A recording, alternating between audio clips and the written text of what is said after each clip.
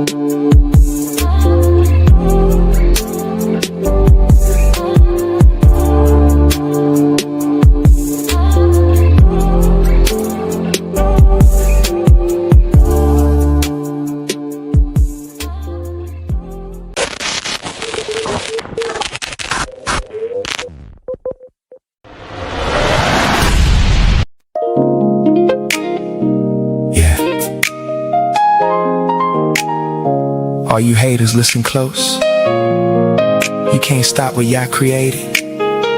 You can't cancel what Yahshua called for his work. You can talk, you can scheme, you can stand from the sidelines. But if the Most High put breath in it, if he put purpose on it, if he put oil on it, then it's already covered. Grandma, you were right.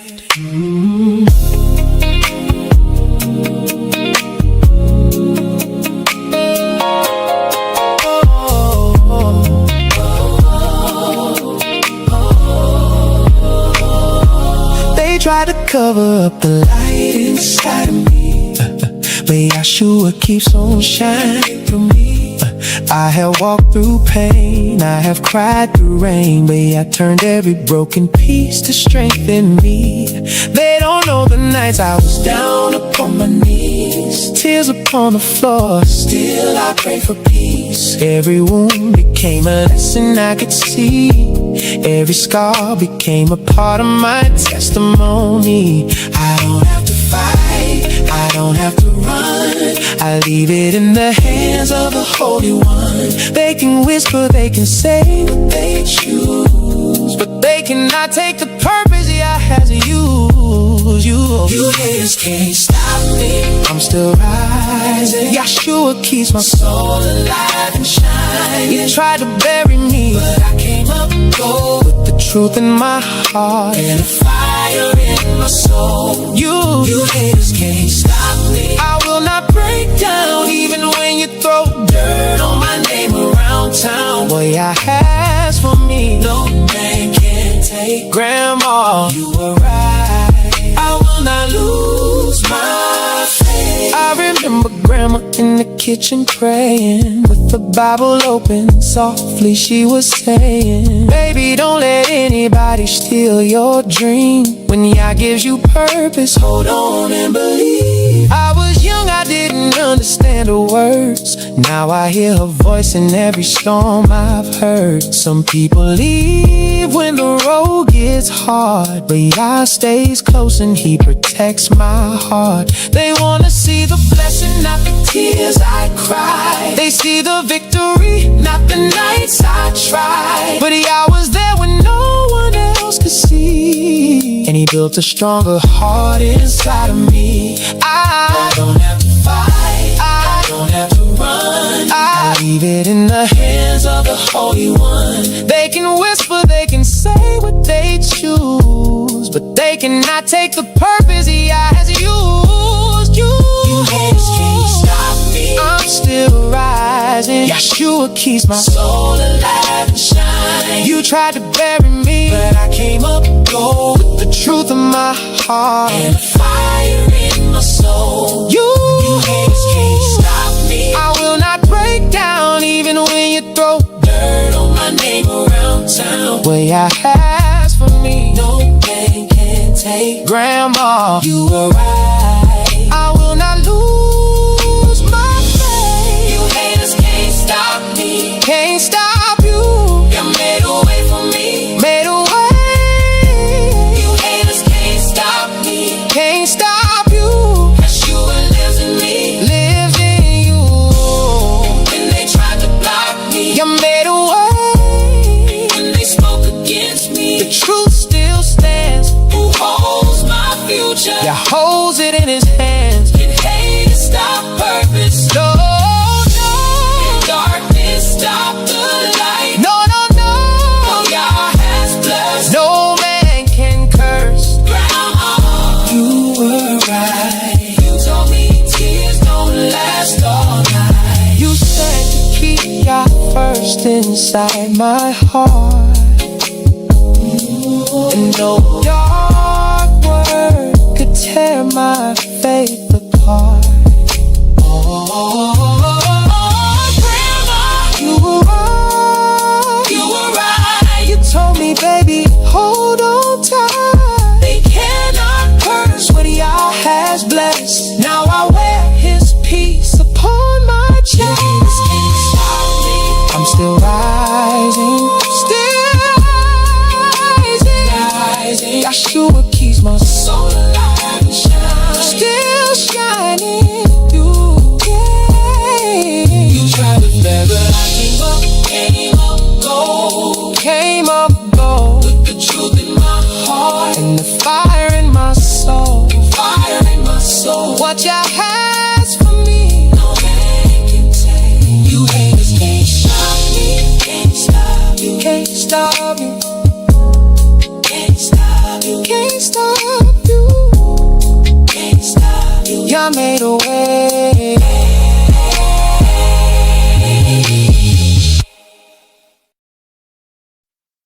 Hey, big salute, family. This your brother K. Judah, giving all praise to the Most High Yah, and faith in Yahshua HaMashiach, and to the beloved mighty nation of Israel. I say peace and blessings. Shout out to the CUC family. Shout out to the Nazarene Hebrew Institute of Faith. Big salute to big boy Jake and my brother Sham. Elder bro Tim, big salute to you and all my beloved brothers and sisters in the chat. Before I tell y'all about this lesson, let me say this.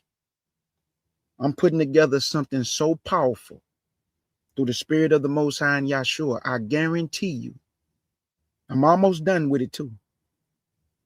Every apologetic, every heathen, every Negro, who got a Western mind, who come up against the Hebrews. All this Deuteronomy 28 and I don't think is the transatlantic slave trade and this happened already. When I get done putting these slides together, I guarantee you all y'all mouths gonna be stopped. When I get through putting this together, I'm gonna call it the misconception of Deuteronomy 28. And when I told the family these curses are progressive, I'm using progressive in the context of it get worse over time. Because I know the word progressive, you got to use it in the context because it means different things. I'm using the word progressive in the context as it get worse and worse over time. So Deuteronomy 28 is not one specific event. It's progressive over time. So that which was is that which should be. So just because something happened in ancient times, it's a continuation as things progress. When I get through with this Deuteronomy 28 misconception, I guarantee I want all the smoke too. I want all the smoke from any one of y'all. Because when I get done with what I'm putting together, when I get done with this, all y'all mouth gonna be stopped. All the gang saying, all the lies, all the manipulation going into our book, trying to tell us about our condition and the things we've been through, nationwide, historical, and y'all putting y'all mouth on us. I just wanted to say that I'm doing it next week, next Thursday. Misconception of Deuteronomy 28. And guess what? Not only do I have the scriptures that fulfill in ancient times, I also got everything that fulfill in this time too. Because I understand that which was is that which should be. So just because something happened and you say, oh, that happened in the Babylonian captivity, I'm going to prove to my people it's a lot of things that did not happen in ancient times that's happening today, family. And I'm going to prove it to y'all. I got everything. That's why it's taking me. I've been putting this thing together for 2 days. I've been up all night and morning. This is going to be so powerful. All gang saying will be stopped. I guarantee you. And if you got some gang saying, I want all the smoke. All of it. From any one of y'all. Apologetic. It don't matter. Any one of y'all can get it. So let me get to the lesson. Shout out to my sister, Project YAH's Garden. She asked me to touch on this, Hosea. Why did the Most High have Hosea to take a wife of Hodom?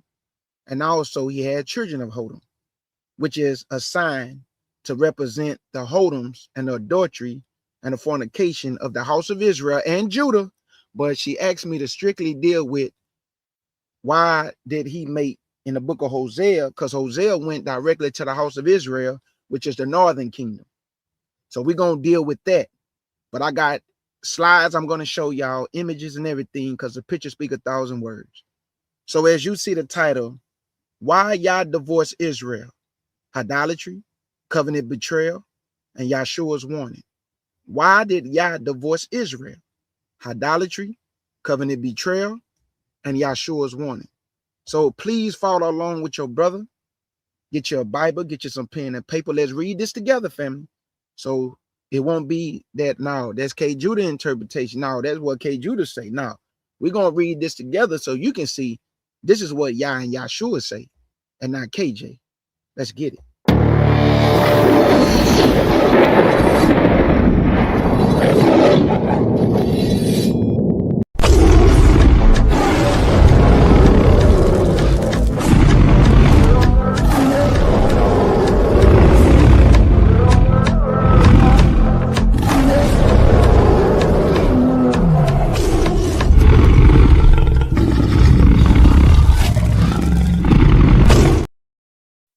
My window is gonna be open, family, so I won't be able to see anything. I already know my family in the chat.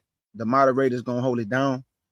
Let me go ahead and open up the window, and we're gonna deal with this piece by piece. All right, here we go, family. I'm gonna start off with this. Okay, so let me bag it up a little bit. So in the book of Hosea, y'all, as you look at this image, Hosea prophecy came in a time of some kings of Judah and also in the time of some northern kingdom kings. That's why he's prophesying to the house of Israel. But his prophecy came in the days of these 5 kings that you see on the screen. Uzziah, Jotham, which is Uzziah's son, Ahaz, his father Jotham, and Hezekiah's father is Ahaz. And Jeroboam is the king of the northern kingdom. Y'all remember after Solomon did what he did against the Most High, he split the kingdom into 2. So he gave Solomon's son 1 tribe, which is Rehoboam, Solomon's son, and then he gave 10 tribes to Jeroboam, which is northern kingdom. So now you got the house of Israel and the southern kingdom, which was called Judah and Jerusalem. The capital of Judah is Jerusalem. The capital of Israel is Samaria.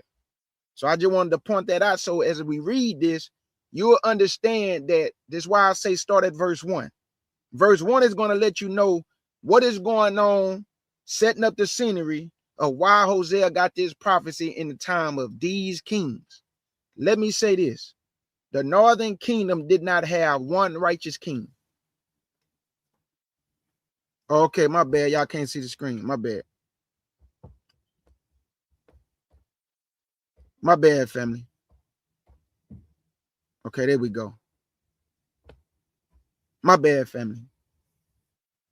Thank y'all. Thank y'all. Okay, here we go. So let me say it again.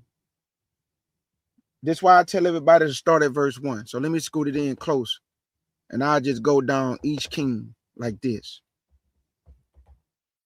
Okay. So in the book of Hosea, you got 5 kings. He prophesied to the house of Israel, but his prophecy came in the days when Uzziah was ruling Judah. Jotham, his son, was ruling Judah after his father. Ahaz was ruling Judah after his father Jotham. Ahaz's son was Hezekiah. And Jeroboam, he was wicked, boy. I'm talking, this the Jeroboam, y'all, who made his own feast day and also set up idols from Bethel to Dan. This man came up with a feast day in the 8th month on the 15th day of the 7th month, because y'all know that's tabernacle. He came up with his own date and month and tabernacle. It's called the 8th. He did it in the 8th month on the 15th day, and we know there's tabernacle in the 7th month on the 15th day. This man Jeroboam was wicked. The northern kingdom did not have one righteous king, y'all. Listen to me again. The northern kingdom did not have one righteous king, not one. Judah, they had righteous kings. Hezekiah, Josiah, David. See what I'm saying? They had righteous kings. Jotham, he was good. Northern kingdom, 0. None. Let's get it. Let's go to Hosea chapter 1.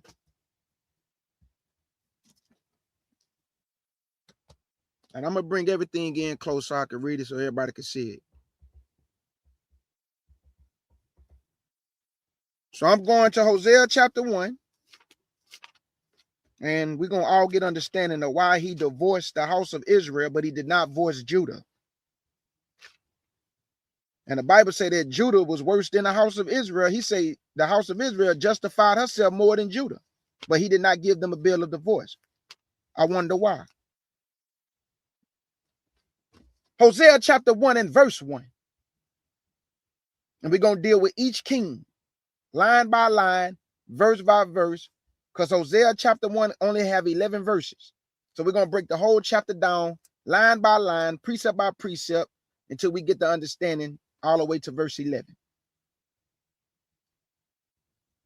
Hosea chapter 1, verse 1. And it reads, the word of the Lord that came unto Hosea, the son of Berai, in the days of Uzziah, Jotham, Ahaz, and Hezekiah, kings of Judah, and in the days of Jeroboam, the son of Joash, king of Israel. So now y'all can see that Hosea received his prophecy to go prophesy to the house of Israel in the days of Uzziah, in the days of Jotham, in the days of Ahaz, and in the days of Hezekiah, kings of Judah. But he only went to the house of Israel. Let's deal with this. Let's go to 2 Kings chapter 15, 1 through 7, and we're going to deal with Uzziah, whose name is also called Azariah. His son is Jotham. So let's deal with this. 2 Kings.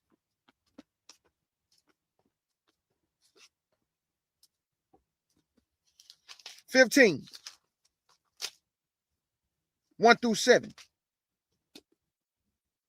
2 Kings 15 and verse 1 through 7. And it reads, in the 27th year of Jeroboam, king of Israel, began Azariah. This the same as Uzziah, family, because I don't want nobody to get confused. Azariah is Uzziah. This another name. Uzziah is Azariah. Because when you find out who his son is, which is Jotham, you're going to know this the same person. That's why I set the slide up in order. Uzziah's son is Jotham. So this Azariah is Uzziah. Verse 1 again. In the 27th year of Jeroboam, king of Israel, began Azariah, the son of Amzariah, king of Judah, to reign. 16 years old was he when he began to reign. And he reigned 52 years in Jerusalem, 52 years. And his mother's name was Jechaliah of Jerusalem. And he did that which was right in the sight of the Lord, according to all that his father Amzariah have done, save that the high places was not removed. The people sacrificed burnt incense still on the high places. And the Lord smote the king, so that he was a leper unto the day of his death, and dwelt in a several house. And Jotham the king's son was over the house, judging the people of the land. And the rest of the acts of Azariah, and all that he did, are they not written in the books of the chronicles of the kings of Judah? So do y'all see that he was a good king, but he did not take away the high places. So the Lord struck him down with leprosy until the day of his death. And who came after his father? Jotham. That's the same one. Uzziah's son is Jotham. So he came after his father. Verse 7. So Azariah slept with his fathers, and they buried him with his fathers in the city of David. And Jotham his son reigned in his stead. Jump down to verse 32 to 38. Verse 32 to 38. And it reads, in the 2nd year of Pekah, the son of Remaliah, king of Israel, began Jotham, the son of Uzziah. There y'all go. See what he just did? They've been calling him Azariah, but as soon as I get to verse 32, what did they call him? Uzziah. Same man. His son is Jotham. Verse 32. In the 2nd year of Pekah, the son of Remaliah, king of Israel, began Jotham, the son of Uzziah, king of Judah, to reign. 25 years old was he when he began to reign. And he reigned 16 years in Jerusalem. And his mother's name was Jerusha, the daughter of Zadok. And he did that which was right in the sight of the Lord. He did according to all that his father Uzziah have done. Howbeit, y'all see that? They doing good, but the high places where they do the sacrifices are not taken away. He say, howbeit was not removed, meaning the idols and all that other stuff. The people sacrifice and burn incense still in the high places. He built the highest gates of the house of the Lord. Now the rest of the acts of Jotham and all that he did, are they not written in the books of the chronicles of the kings of Judah? In those days, the Lord began to sin against Judah, Risen, the king of Syria, and Pekah, the son of Remaliah. And Jotham slept with his fathers and was buried with his fathers in the city of David, his father. And Ahaz, his son, reigned in his stead. Now watch this, look. There go Ahaz.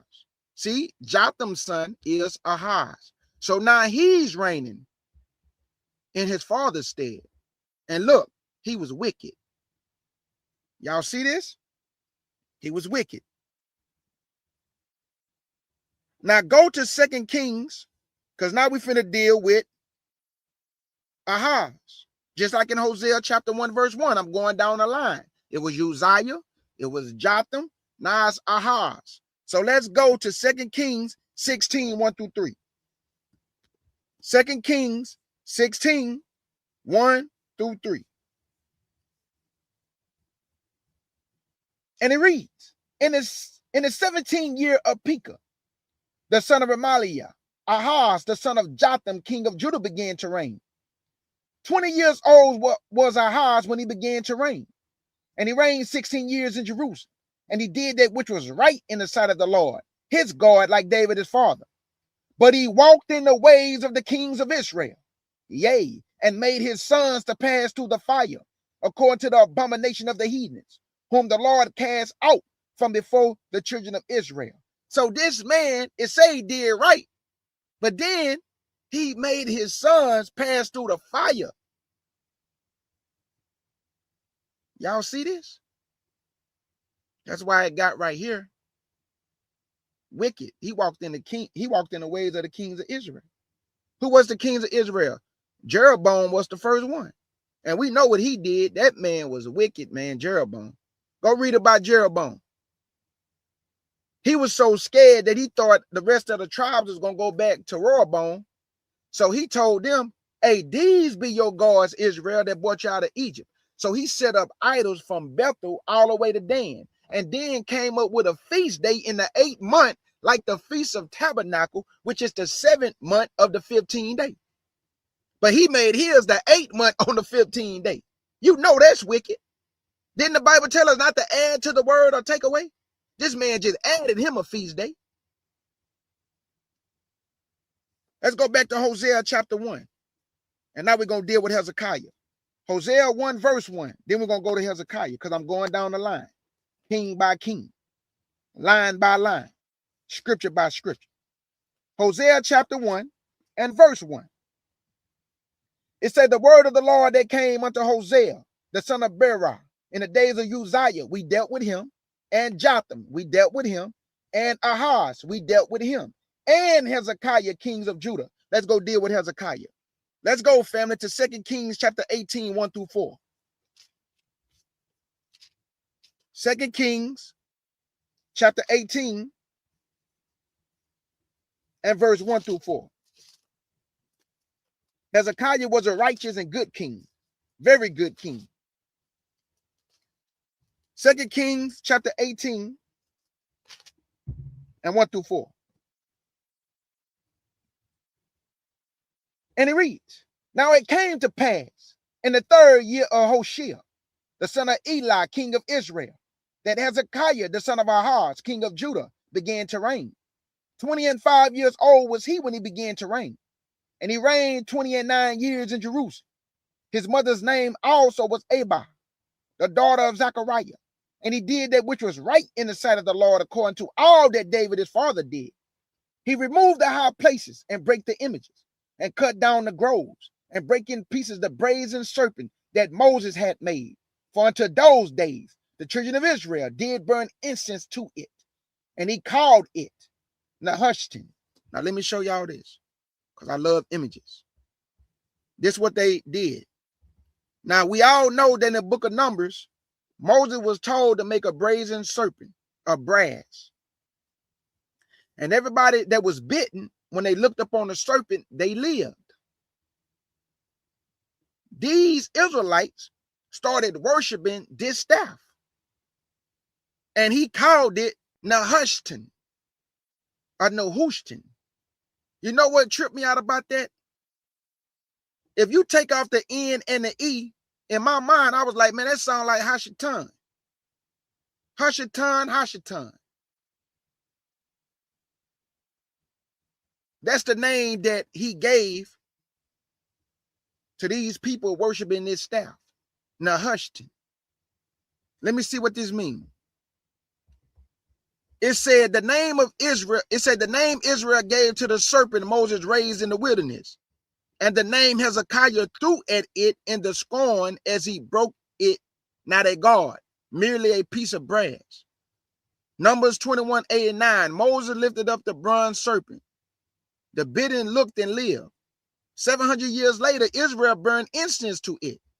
The sign becomes an idol. Hezekiah breaks it, names it Nehushtan, and tears down the shrine. And there you go. And I even got the Hebrew Strongs at the bottom. So do y'all see what our fathers was doing? This brazen staff that Moses made was not meant to be worship.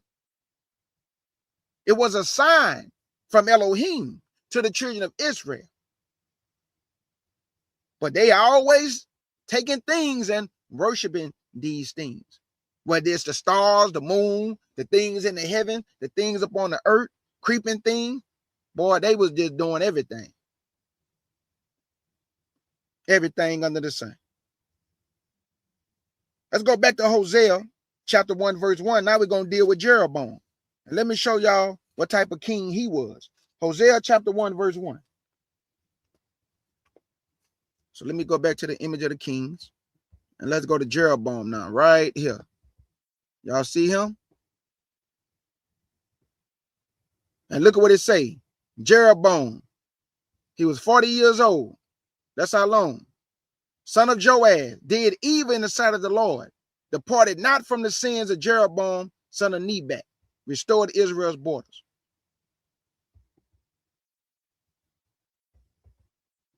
Now this is Jeroboam the second. Jeroboam, just regular Jeroboam, man, that man was wicked, bro. We about to read about it right now. This is Hosea. And y'all about to find out when I told y'all he made up a fake feast day. Hosea chapter 1, verse 1. And the word of the Lord that came unto Hosea, the son of Berah, in the days of Uzziah, we dealt with him, Jotham, Ahaz, and Hezekiah, kings of Judah. And in the days of Jeroboam, the son of Joash, king of Israel. Let's go see what he did. Let's go to 1 Kings chapter 12, 1 through 2. I'll tell y'all when I'm going to skip down. And then you're going to find out why the Lord gave them a bill of divorce and removed them out of his sight. But he did not remove Judah out of his sight. And I'm going to show you why. It's a reason. That's why I tell people, when people read Deuteronomy 28, they think the Lord supposed to do what they think in their mind he's supposed to do. You know what and this is what I'm saying. He said that I'm going to scatter y'all to the four corners of the earth. Did he send us all to the four corners of the earth at the same time? No, he did not. What do you mean, K. Judah? The northern kingdom was taken down by Assyria. Not Judah, not Jerusalem. Only the northern kingdom. 136 years after that, here come Nebuchadnezzar against the southern kingdom. Then the Medes and the Persians, then the Greeks, and then Rome. We did not go into captivity the same time after Egypt.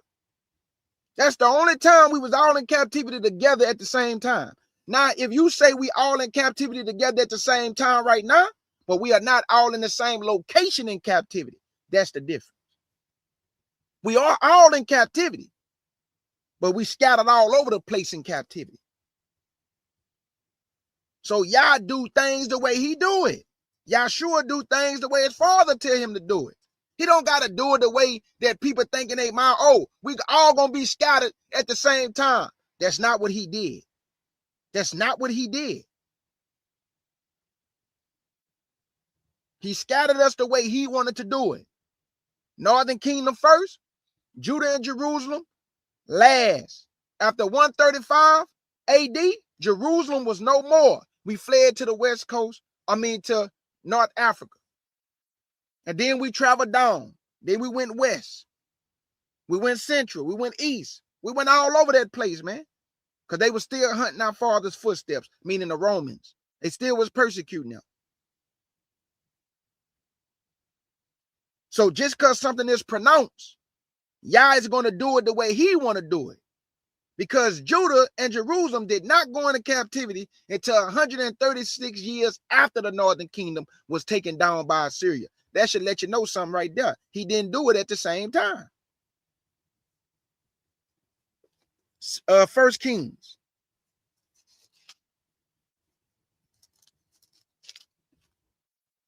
That's why when these heathens grab our books and they try to tell us about how curses supposed to work and how this supposed to work, I just laugh at them. Be quiet. You ain't going through the condition. How you gonna tell somebody about a condition you don't go through? You're trying to tell somebody about a plight that you ain't never endured. But you're trying to tell a people how to feel about their plight, their struggles, their hardships. I don't listen to no heathen talking to me. You either gonna listen or we ain't got nothing to talk about. You don't teach me nothing. I wouldn't sit up under you and listen to you. You can listen to me. I'm not listening to you for nothing. You can ask questions and get some understanding. You ain't telling me nothing about me or my people. I wouldn't listen to you. Because you ain't in no position or authority to speak on mine and our Elohim in our book. So I advise you to be quiet in the classroom.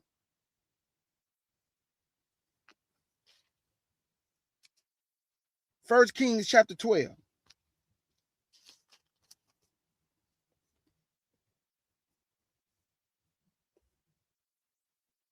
First Kings chapter 12. And verse 1 through 2. Then I'm going to tell y'all when I'm going to skip down. Now, this is after the split of Solomon. Listen to this. And Rehoboam went to Shechem, for all Israel was come to Shechem to make him king. And it came to pass, when Jeroboam the son of Nebat, who was yet in Egypt, heard of it, for he was fled from the presence of King Solomon, and Jeroboam dwelt in Egypt. Now jump down to verse 6 through 11. 6 through 11. And King Rehoboam consulted with the old men that stood before Solomon his father, while he was yet alive, and said, how do you advise that I may answer this people? And they spake unto him, saying, if thou wilt be a servant unto this people this day, and will serve them, and answer them, and speak good words to them, they will be thy servants forever. But he forsook the counsel of the old men, which they had given him, and consulted with the young men that were grown up with him, and which stood before him. And he said unto them, what counsel give ye that we may answer this people, who have spoken to me, saying, make the yoke which thy father did put upon us lighter? And the young men that were grown up with him spake unto him, saying, thus should thou speak unto this people that spake unto thee, saying, thy father made our yokes heavy, but make thou it lighter unto us. Thus should thou say unto them, my little finger should be thicker than my father's loins. And now, whereas my father did lay you with a heavy yoke, I will add to your yoke. For my father have chastised you with whips, but I will chastise you with scorpions. Do you see what just happened? The old men, meaning our elders, gave him wise counsel, but he gonna go to the young men who gave him foolish counsel. That's why I tell people, I pray that my young brothers, that y'all bless you with elders who can guide you in the right way that you should go, instead of being around young men and y'all just coming into the truth 2-3 years trying to give each other counsel. You're not equipped enough to teach, yet alone give counsel. So learn from your brother K. Judah. When you come into this truth, humble yourself down and be quiet in the presence of your elders until Yah equip you enough for you to be able to do the purpose that he have for you. But you can't do it in 1 and 2 years. It take time, young brother. It take time. So do y'all see that he forsook the counsel of the old men? He gonna go run to his homeboys and them and get wicked counsel. Jump down to verse 16 to 21. So look at what all Israel said. I'm talking about the northern kingdom. Look at what they finna tell him, King Rehoboam.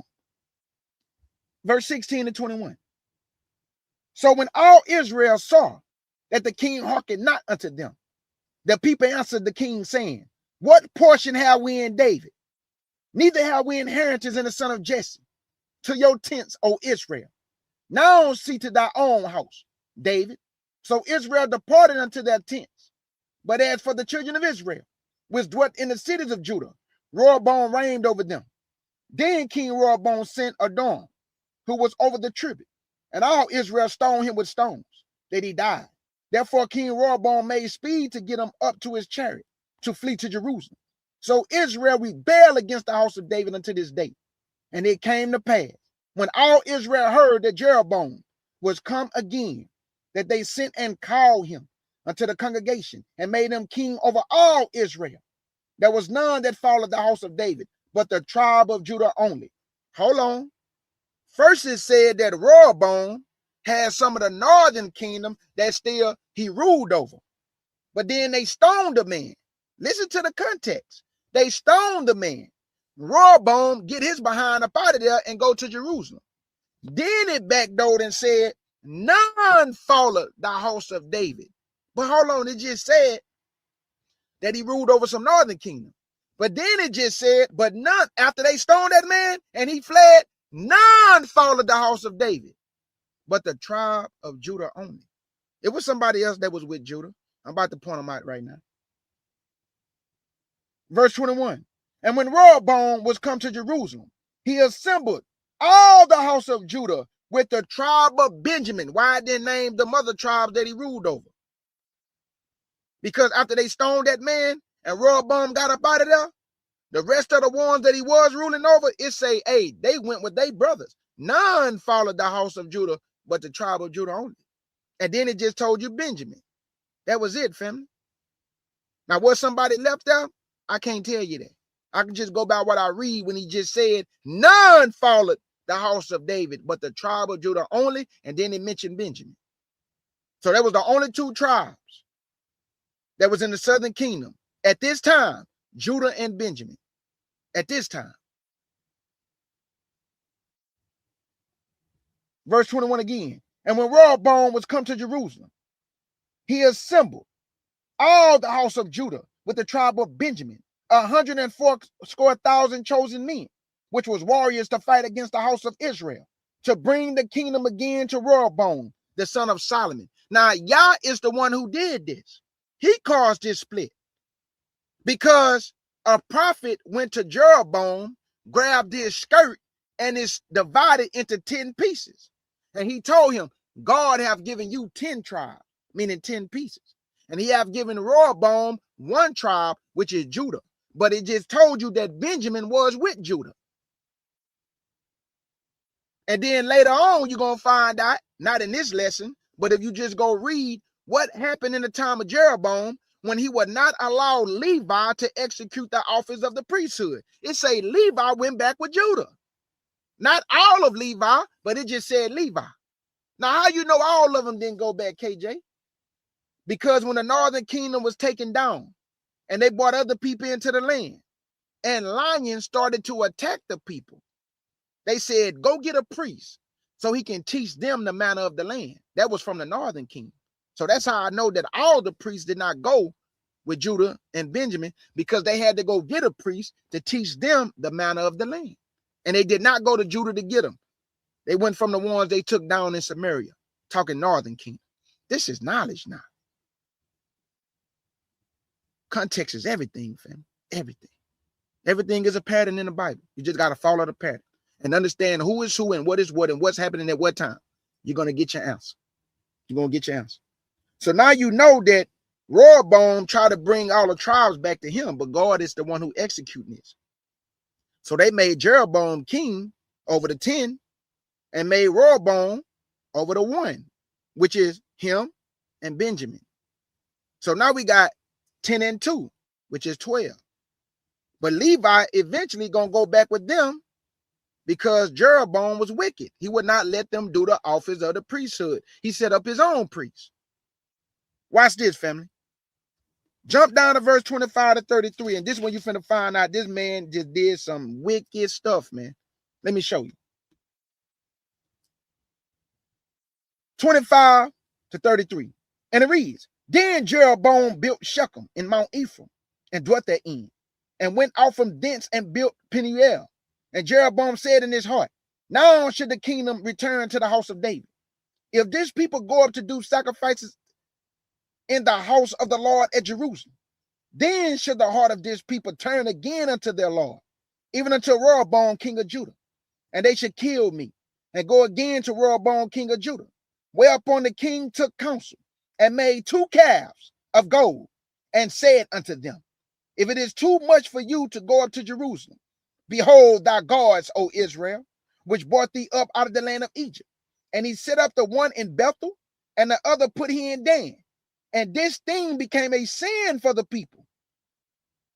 And this thing became sin. For the people went to worship before the one, even unto Dan. And he made an house of high places, and made priests of the lords of the people, which was not of the sons of Levi. There y'all go. So if Levi is not the priest, they said, man, we getting up out of here, bro. We going back with Judah, man. And that's exactly what happened, fam. That's why in the days of the Roman Empire, what do you have? You had some Levites among the southern kings. Zechariah, John's father, was a Levite. You see that? So that proved what the book say, that Levi went back to Judah. And even in the time of the Medes and the Persians, you had Levites who was priests. You know how I know that? Because Joshua was a high priest, and Zerubbabel was the governor. So it rings true. The scriptures are true. The scriptures are true. Verse 30 again. And this thing became sin for the people, went to worship before the one, even unto Dan.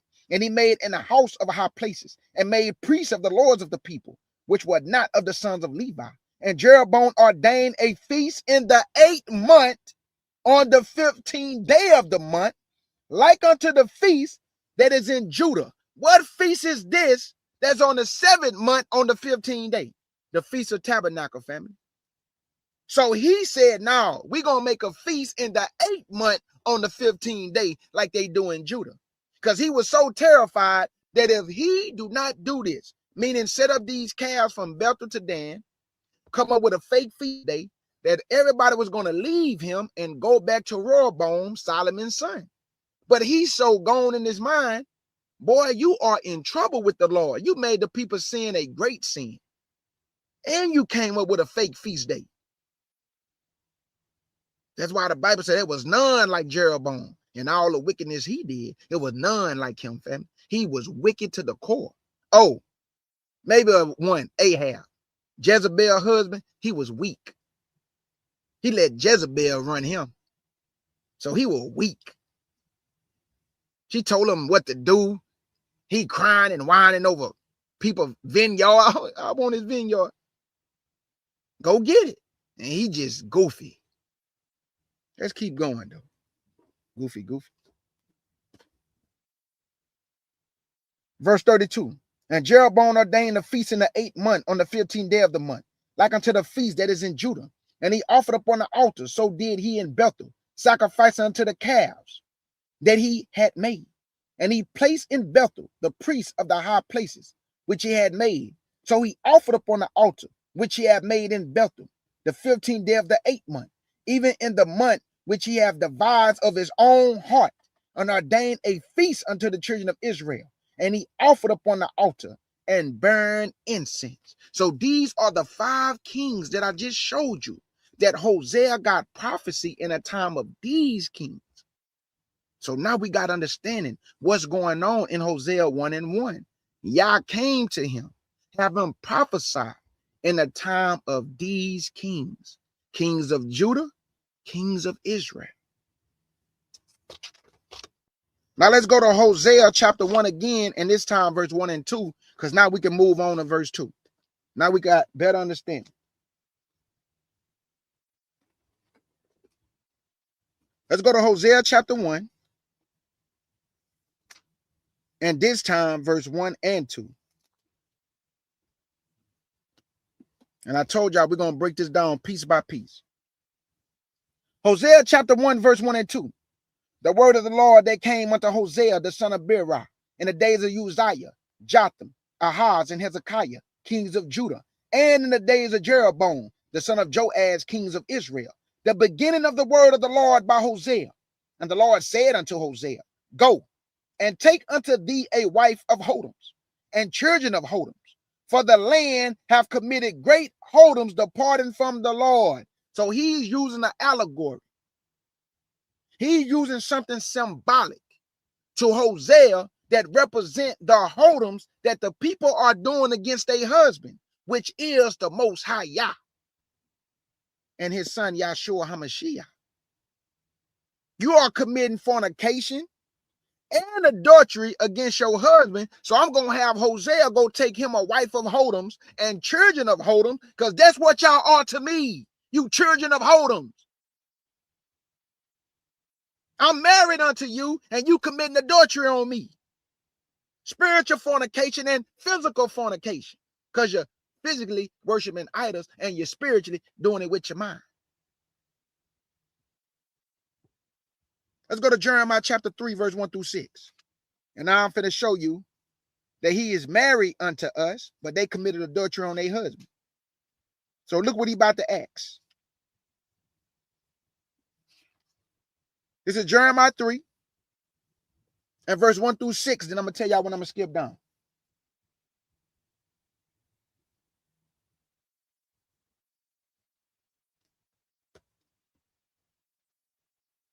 Jeremiah 3, verse 1 through 6. They say, if a man put away his wife, and she go from him, and become another man's, shall he return unto her? Should not that land be greatly polluted? But thou hast played the harlot with many lovers, yet return again to me, saith the Lord. Lift up thy eyes unto the high places, and see what thou hast not been lain with. In the ways hast thou set for them, as the Arabians in the wilderness. And thou hast polluted the land with thy whoredoms, and with thy wickedness. Therefore the showers have been withholding, and they have been no latter rain. And thou hast a whore's forehead, and thou refusest to be ashamed. Wilt thou not for this time cry unto me, my father? Thou art the God of my youth. Will he reserve his anger forever? Will he keep it to the end? Behold, thou hast spoken and done evil things as thou couldest. The Lord said also unto me in the days of Josiah the king, hast thou not seen that which backsliding Israel have done? She is gone up upon every high mountain and under every green tree, and there have played the harlot. So now we're getting a better understanding that he have Jeremiah, who's of the southern kingdom, prophesying the wickedness, like Elder Beryl Walk was trying to tell his one brother. Jeremiah is not prophesying to the northern kingdom. Jeremiah is telling the southern kingdom what the northern kingdom did, because the northern kingdom is in Assyria at this time. So he's letting Judah know, man, hey, do you not just see what the Lord did to them? And you're going to do the same thing that they just done, playing the harlot, committing whoredoms on your husband? How you know that he's telling Judah that they did the same thing that the northern kingdom did? I'm about to read it right now. Go to verse 7 and watch this. I'm just going to read verse 7. And I said, after she have done all these things, turn thou unto me. But she returned not. And her treacherous sister Judah saw it. Meaning Judah saw all that he did to the northern kingdom, and Judah, she was treacherous too. So when he say backsliding Israel, he's talking directly to the house of Israel, which is called the northern kingdom. So Jeremiah is letting Judah know what they did, because they're in captivity at this time.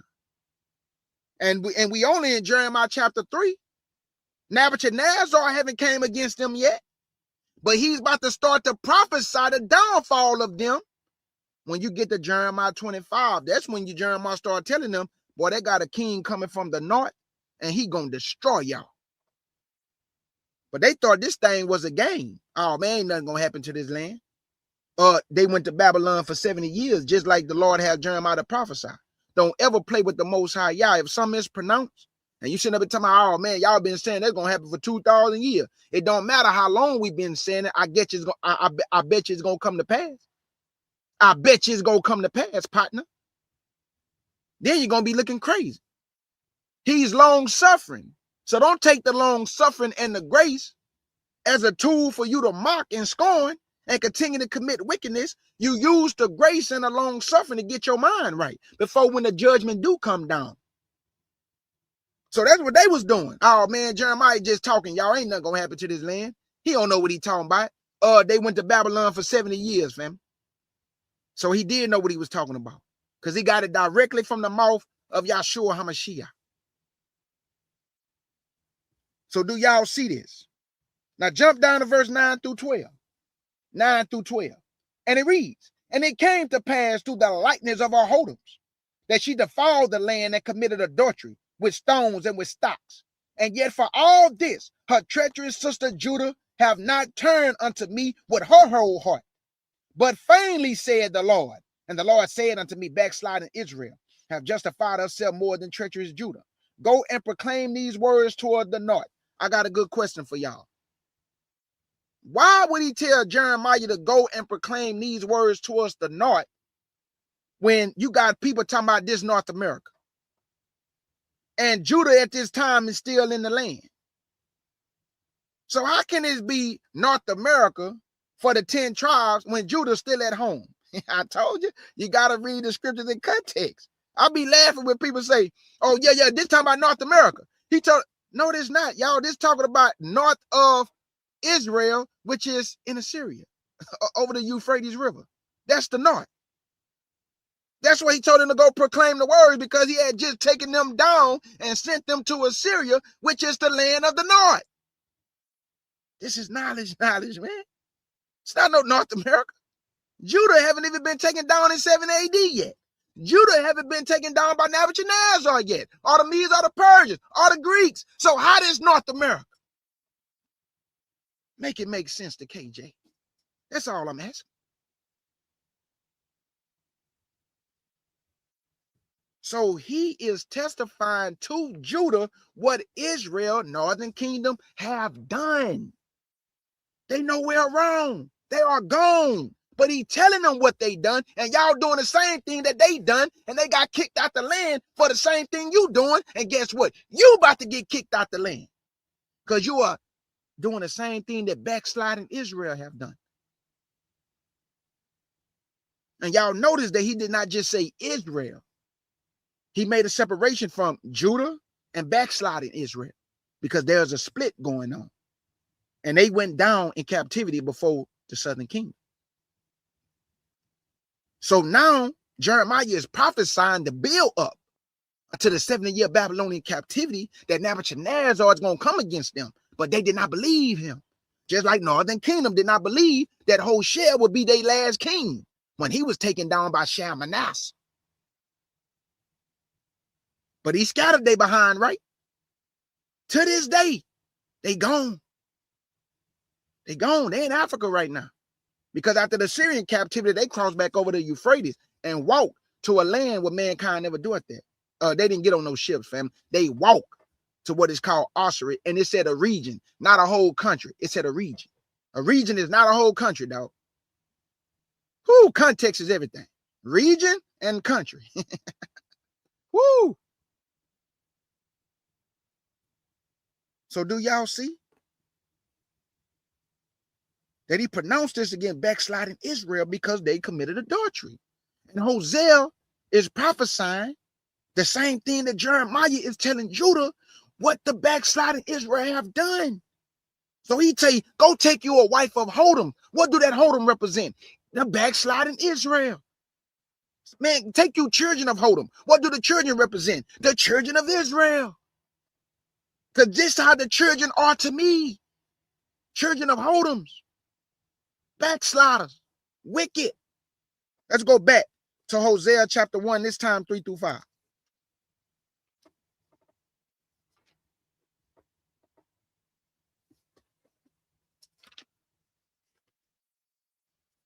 Hosea chapter 1,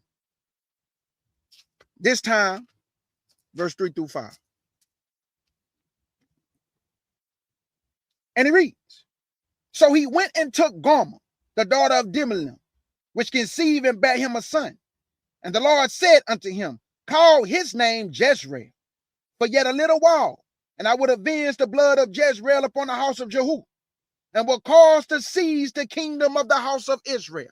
He caused to seize the kingdom of the house of Israel. The question has to be asked, why? Why did he say Jezreel?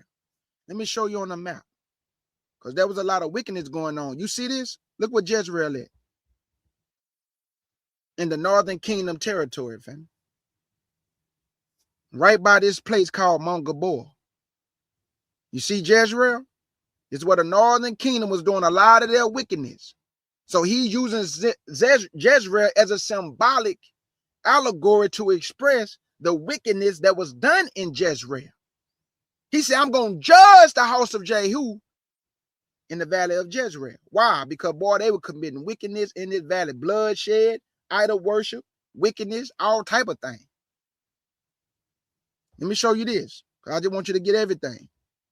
I'm going to read the top of this. Watch this. I just told you about Gabor, right? Look, it say Jezreel. May God give seed. Ancient city of Palestine. Capital of the northern kingdom of Israel. Under King Ahab, located on the spur of Mount Gabor. There you go. So let's go back. Here go another way you can look at it. Here go Jezreel again. You see where it say Issachar? Issachar land was close to Jezreel. This is northern kingdom territory, y'all. So when he say Jezreel, he's specifically talking to the northern kingdom. He specifically talking to northern kingdom, family. He is not talking to southern kingdom. Hosea prophecy is not for southern kingdom Israelites. It's only for northern kingdom Israelites. That's who he's speaking to. Now ask yourself, if we all went into captivity together, why he not speaking to Israel as a whole? Why Jeremiah doing his prophecy to the southern kingdom and Hosea doing his prophecy to the northern kingdom? Because there was a split, family. So we don't listen to heathens or anybody tell us about the way our Elohim scattered us. We listen to one another to get edification, not them. We edify them, they don't edify us. Because I'm going to be all the way 100 with you. The Bible said that he made us a kingdom of priests, right? And we were supposed to be a light to the world. If you don't believe, I can care less. If my brother and sister don't believe, my heart ache. But if you don't believe, you think I'm going to be my heart aching for you? No. Most of y'all don't believe anyway. So I ain't going to waste my time trying to force you to believe nothing. Most of y'all, you're liars anyway. You have no understanding. You think you know everything, and you're puffed up in your spirit. Because you've been in power so long, you're arrogant. You trying to teach us about our history, our book, our culture, our language. Man, you don't go sit your butt down somewhere.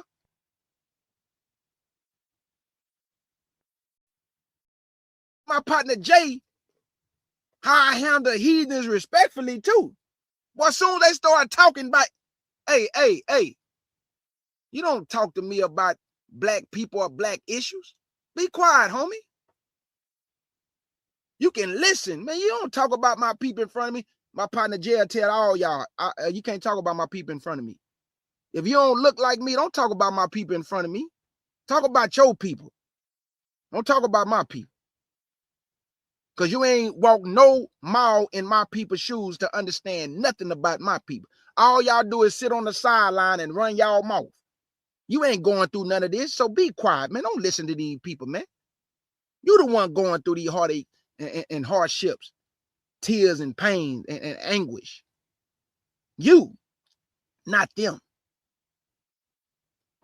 So this is Jezreel. So I got to get it all out. This is Jezreel. So now we got better understanding of what Jezreel looked like. It's in the territory of the northern kingdom. So when he say, I'm going to judge Jezreel. Why? Because all the wickedness they done in it, family. So now he just said, I'm going to judge the house of Jehu. I got to go find out what did Jehu do to get judged. Let's go to 2 Kings chapter 10, 1 through 3.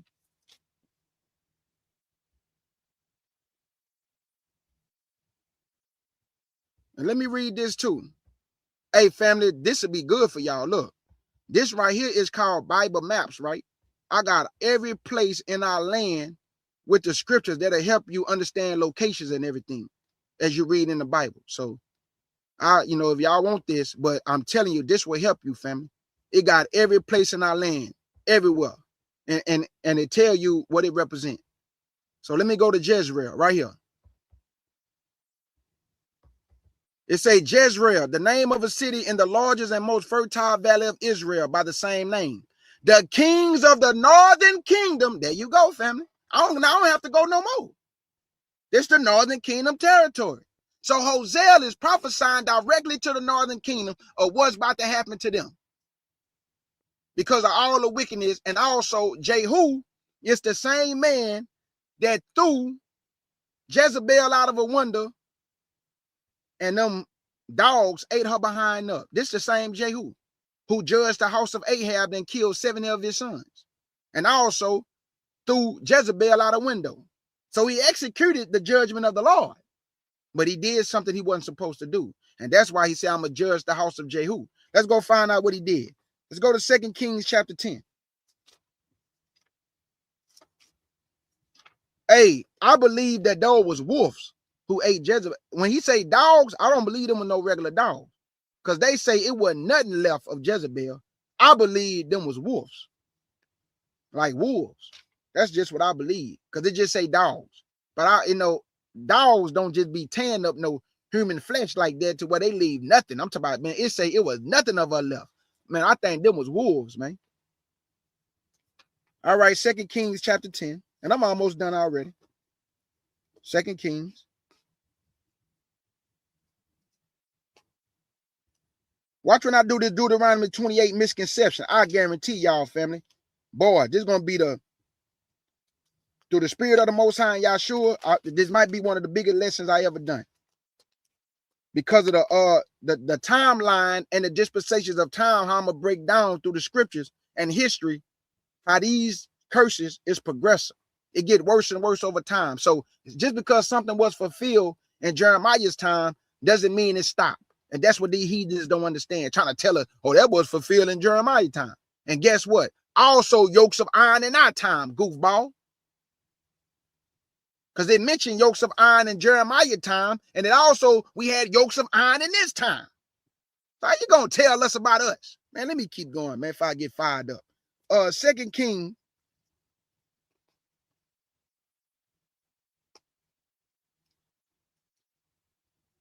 Second Kings, chapter 10, 1 through 3. Let's go and knock this out the park. 2 Kings, chapter 10, and verse 1 through 3. And it reads, and Ahab had 70 sons in Samaria, and Jehu wrote letters and sent to Samaria unto the rulers of Jezreel. There you go. Y'all heard this? What did God pronounce judgment on, y'all? Jezreel. What did Jehu just send the letters to? Jezreel. Who did he send them to?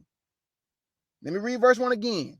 And Ahab had 70 sons in Samaria, and Jehu wrote letters and sent them to Samaria unto the rulers of Jezreel, to the elders, and to them that brought up Ahab's children, saying, now as soon as this letter come to you, seeing your master's sons are with you, and there are with you chariots and horses and fenced cities also, and armor.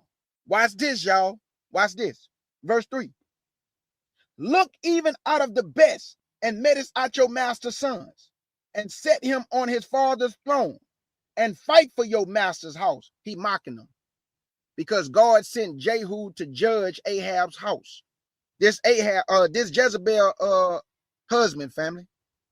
This the man I was telling y'all about. He was weak. He let Jezebel run him. She just manhandled him, and he just was weak. So Jehu about to judge and kill this man's sons, man. Jump down to verse 20 to 31. 20 to 31. 20 to 31. And here you go. And Jehu said, proclaim a solemn assembly for Baal. And they proclaimed it. And Jehu sent through all Israel, and all the worshipers of Baal came, so that there was not a man left. They came not. And they came into the house of Baal. And the house of Baal was full from one end to another. And he said unto him that was over the vestry, bring forth vestments for all the worshipers of Baal. And he brought them forth vestments. And Jehu went, and Jehoiada, the son of Rechab, into the house of Baal, and said unto the worshipers of Baal, search and look, that there be here with you none of the servants of the Lord, but the worshipers of Baal only. And when they went into the and when they went in to offer sacrifices and burnt offerings, Jehu appointed 80 men without, and said, if any of the men whom I have brought into your hands escape, he that let him go, his life should be for the life of him. Woo, that's scary. And it came to pass, as soon as he made an end of fettering the burnt offering, that Jehu said to the guard and to the captains, go in and slay them, and let none come forth. And they smote them with the edge of the sword. And the guard and the captains cast them out, and went to the city of the house of Baal. And they brought forth the images of the house of Baal and burned them. Here go Jehu mistake, because y'all remember he said he's going to judge Jehu, right? This is why he's judging Jehu. Listen. Verse 27. And they break down the image of Baal, and break down the house of Baal, and made a drought house unto this day. Does Jehu destroy Baal out of Israel? Howbeit, from the sins of Jeroboam, the son of Nebat, who made Israel to sin, Jehu departed not from after them, to wit, the golden calves. There were in Bethel, and there were in Dan. There y'all go. And the Lord said unto Jehu, because thou hast done well in executing that which is right in my eyes, and have done unto the house of Ahab, according to all that what it that. Let me slow down. Verse 30. And the Lord said unto Jehu, because thou hast done well in executing that which is right in my eyes, and hast done unto the house of Ahab, according to all that was in my heart, thy children of the 4th generation shall sit upon the throne of Israel. But Jehu took no heed to walk in the law of the Lord of God of Israel with all his heart, for he departed not from the sins of Jeroboam, which made Israel to sin. So that's why he judged the house of Jehu, because he did execute what God told him to do against Ahab and Jezebel, but he did not follow Yah with his heart. So he judged his behind. But he did let his kids sit up on the throne in the 4th generation. But Jehu would not follow Yah. So y'all see what Yah did to him? He judged him. So you see how I went from Hosea to go get the answer of what Jehu did. This is called line upon line, precept on precept. I got to put the Bible in the pattern that it's speaking in. I have to put in the pattern that it's speaking in. Okay, watch this. Let's go to Hosea chapter 1 and verse 6 this time. And let me show y'all this, because he's naming these kids right here. So in Hosea chapter 1, the 3 children, 3 warnings. We got Jezreel, God scattered, also God souls. Judgment on the house of Jehu, and the end of Israel kingdom. Lohuomah, no mercy. I'm not going to show you no mercy. And then he named another child, Lohoamah, not my people. So you see what God did? The children of Hodoms represent something much bigger than just children of Hodom. They represent a sign. Lohuomah, I'm not showing you no mercy. Lohuomah, you not my people. Y'all see that? And Jezreel, I'm going to scatter you. Judgment on the house of Jehu and the end of Israel kingdom. And when did that happen? In the time of Hoshea. He was the last king of the northern kingdom when Shalmaneser came up and scattered they behind in Golan, in Hala, in Savharian, in the Medes. They got they behind up out of there. God gave them a bill of divorce. He said, man, you got to go. Judah ain't do no better, but he kept Judah in the land. It's a reason for that. It's a reason for that. Hosea chapter 1 verse 6. Ain't no book like this book. I don't care what the Negroes say who hate God. I don't care what the heathens say who think they know God. We don't care about your religion and nothing you talking about. You don't know our Elohim. He don't know you. He ain't spoke to you. He ain't give you the oracles. You don't have the answers. You don't get the visions to go and tell his people what it is. If you have a dream, heathen, he gonna go get an Israelite to interpret it for you. So much for your relationship with God. Better go ask Nebuchadnezzar. He couldn't interpret his own dream, or God didn't go to him. You better go ask the king of Egypt. Joseph had to interpret his dream. Daniel had to interpret Nebuchadnezzar's dream. What's wrong with y'all? Our God, our most high Yah. No, our most high Yah. Your God is Caesar boy jail, a peck of wood with pale skin. We don't worship the same God. Get up out. I don't even like calling him God. But for the sake of how y'all talk, we don't worship the same God. And we don't read the scriptures from the same lens. You read it from a standpoint of lying. We read it from a standpoint of executing truth. Hosea chapter 1, verse 6. And it reads. Hold on. No. Verse 5. 5 and 6. My bad, family. 5 and 6. 5 and 6. And it shall come to pass at that day that I will break the bow of Israel in the valley of Jezreel. And she conceived again and bare a daughter. And God said unto him, call her name Leruamah, for I am no more having mercy upon the house of Israel, but I will utterly take them away. Hold on. When did this happen, family? When did he utterly take them away? Let's go to 2 Kings chapter 17. This is the last of the northern kingdom that I'm about to read.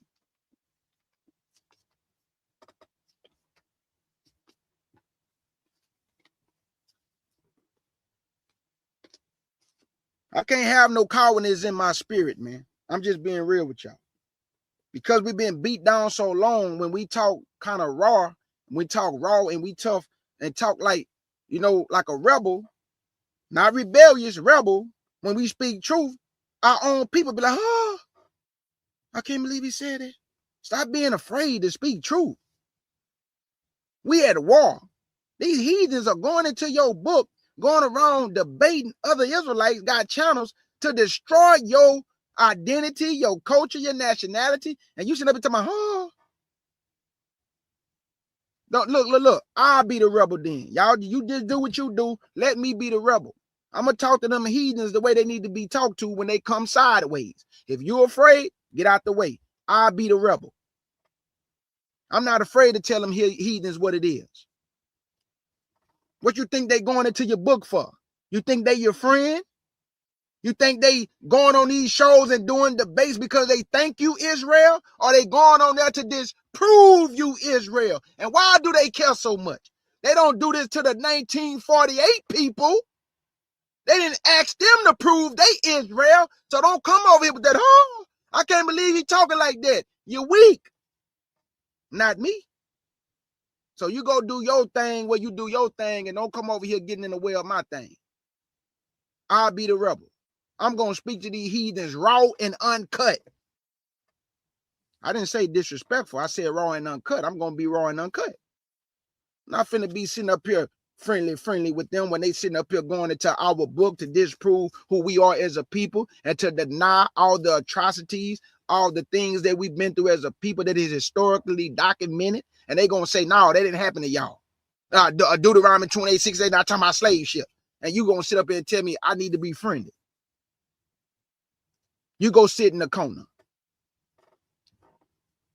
In the corner, go. Just go in the corner. I don't want to see you right now. Go in the corner.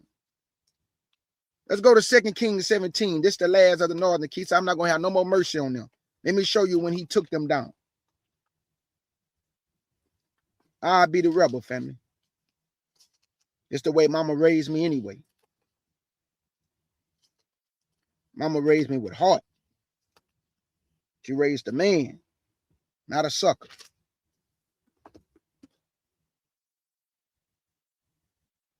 Second Kings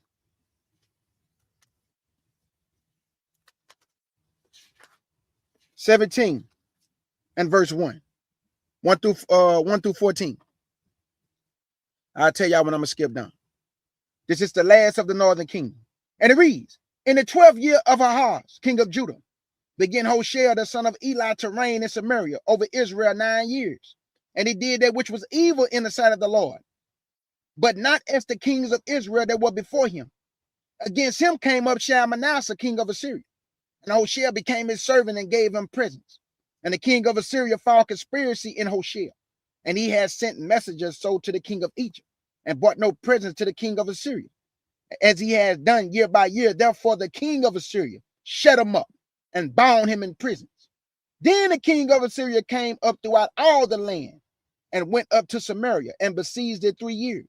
In the 9th year of Hoshea, the king of Assyria took Samaria, and carried Israel away into Assyria, and placed them in Hala, and in Harbor, by the river of Gozan, and in the cities of the Medes. For so it was, the children of Israel have sinned against the Lord their Elohim, which have brought them up out of the land of Egypt, from under the hand of Pharaoh king of Egypt, and have feared other gods, and walked in the statutes of the heathens, whom the Lord cast out before the children of Israel, and of the kings of Israel, which they have made. And the children of Israel did secretly those things that was not right in the Lord their God, and they built them high places in all their cities, from the tower of the watchman to the 5th city. And they set them up images and groves in every high hill, and under every green tree. And there they burned incense in all the high places, did the heathens in all the high places, as did the heathens whom the Lord carried away from before them, and what wicked things to provoke the Lord to anger. For they serve idols. Wherefore the Lord hath said unto them, you should not do this thing.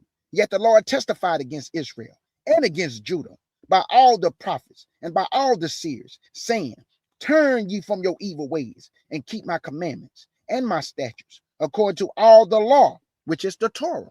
Let me say this right now. Let me say this right now. When we say law, or when you hear me say the law, the Torah is called the instructions. That's the law. But within the law, we have what? Commandments, statutes, judgments, and a charge. You have to find out what each one of these mean. So when you hear me say law, that's the Torah, meaning the instructions in completeness. When you hear me say commandments, those are the do's and the don'ts. When you hear me say judgments, if you break the do's and the don'ts, here come judgment. When you hear me say statutes, I'm talking about feast days, ordinance, set apart times. When you hear me say a charge, that's a specific task or duty, like what they had the Levites doing. That's called a charge. They had to take care of the tabernacle. They had to sacrifice animals. They had to set up the tabernacle, take down the tabernacle. That's called a charge. But we have to understand these things, fam. The Torah is the law. And within the law and the instructions, there are other elements that go with it. Knowledge.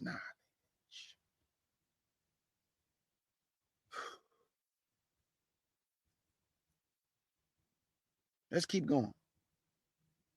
Verse 13, yet the Lord testified against Israel and against Judah by all the prophets and by all the seers, saying, turn ye from your evil ways and keep my commandments and my statutes, according to all the law, the Torah, which I command your fathers, which I sent you by my servants the prophets. Notwithstanding, they would not hear, but harden their necks, like unto the neck of their fathers. They did not believe in the Elohim their power. Jump down. So now y'all see all the stuff the northern kingdom is doing, right? And Judah. He said Judah and Israel. So Judah wasn't doing no better, family. So we ain't going to just make it look like the northern kingdom. No, both of them was doing wickedness. It's just that he allowed Judah to stay in the land for another 136 years before Nebuchadnezzar came down on their head. Jump down to verse 18 and 23. 18 and 23. And here you go, family. This is when they were completely, it's over. It's over for him. Verse 18. Therefore the Lord was very angry with Israel and removed them out of his sight. And there was none left but the tribe of Judah only. Also Judah kept not the commandments of the Lord his Elohim, but walked in the statutes of Israel, which they made. And the Lord rejected all the seed of Israel and afflicted them and delivered them into the hand of spoilers until he have cast them out of his sight. For he rent Israel from the house of David, and they made Jeroboam the son of Nebat king. And Jeroboam drave Israel from following the Lord, and made them sin a great sin. For the children of Israel walked in all the sins of Jeroboam, which he did.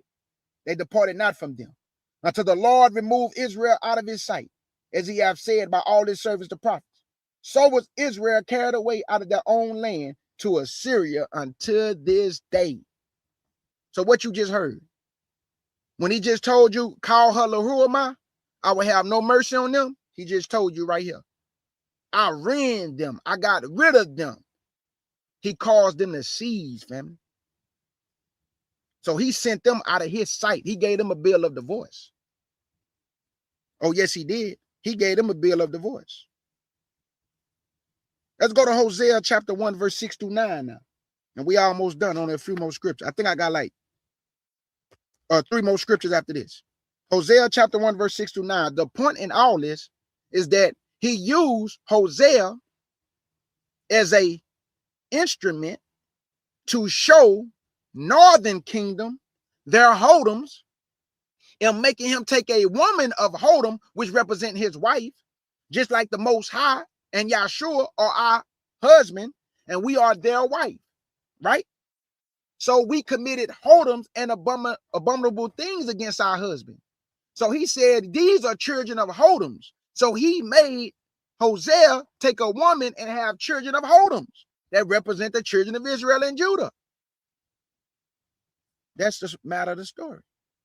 Since y'all want to be hodoms, since you want to commit adultery, hey, Hosea, go take a woman of hodom. Because see, the Lord got to show us signs. Because a picture speaks 1,000 words. We always got to see everything. Let me see what that means. I don't know what that means. What you doing that for? That can mean anything. So the Lord got to put it right in their face so they can know what he's talking about.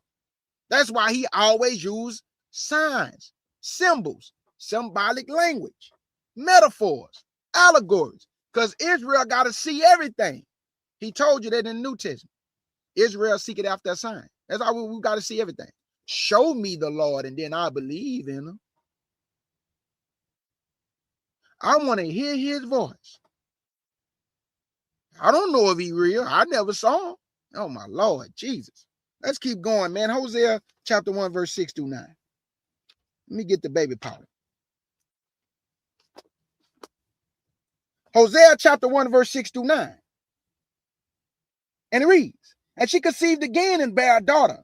And God said unto him, call her name Lahuamah, for I will no more have mercy upon the house of Israel, but I will utterly take them away. Didn't he just say that in 2 Kings 17? He said, I caused to seize the kingdom of Israel, and I utterly took them away.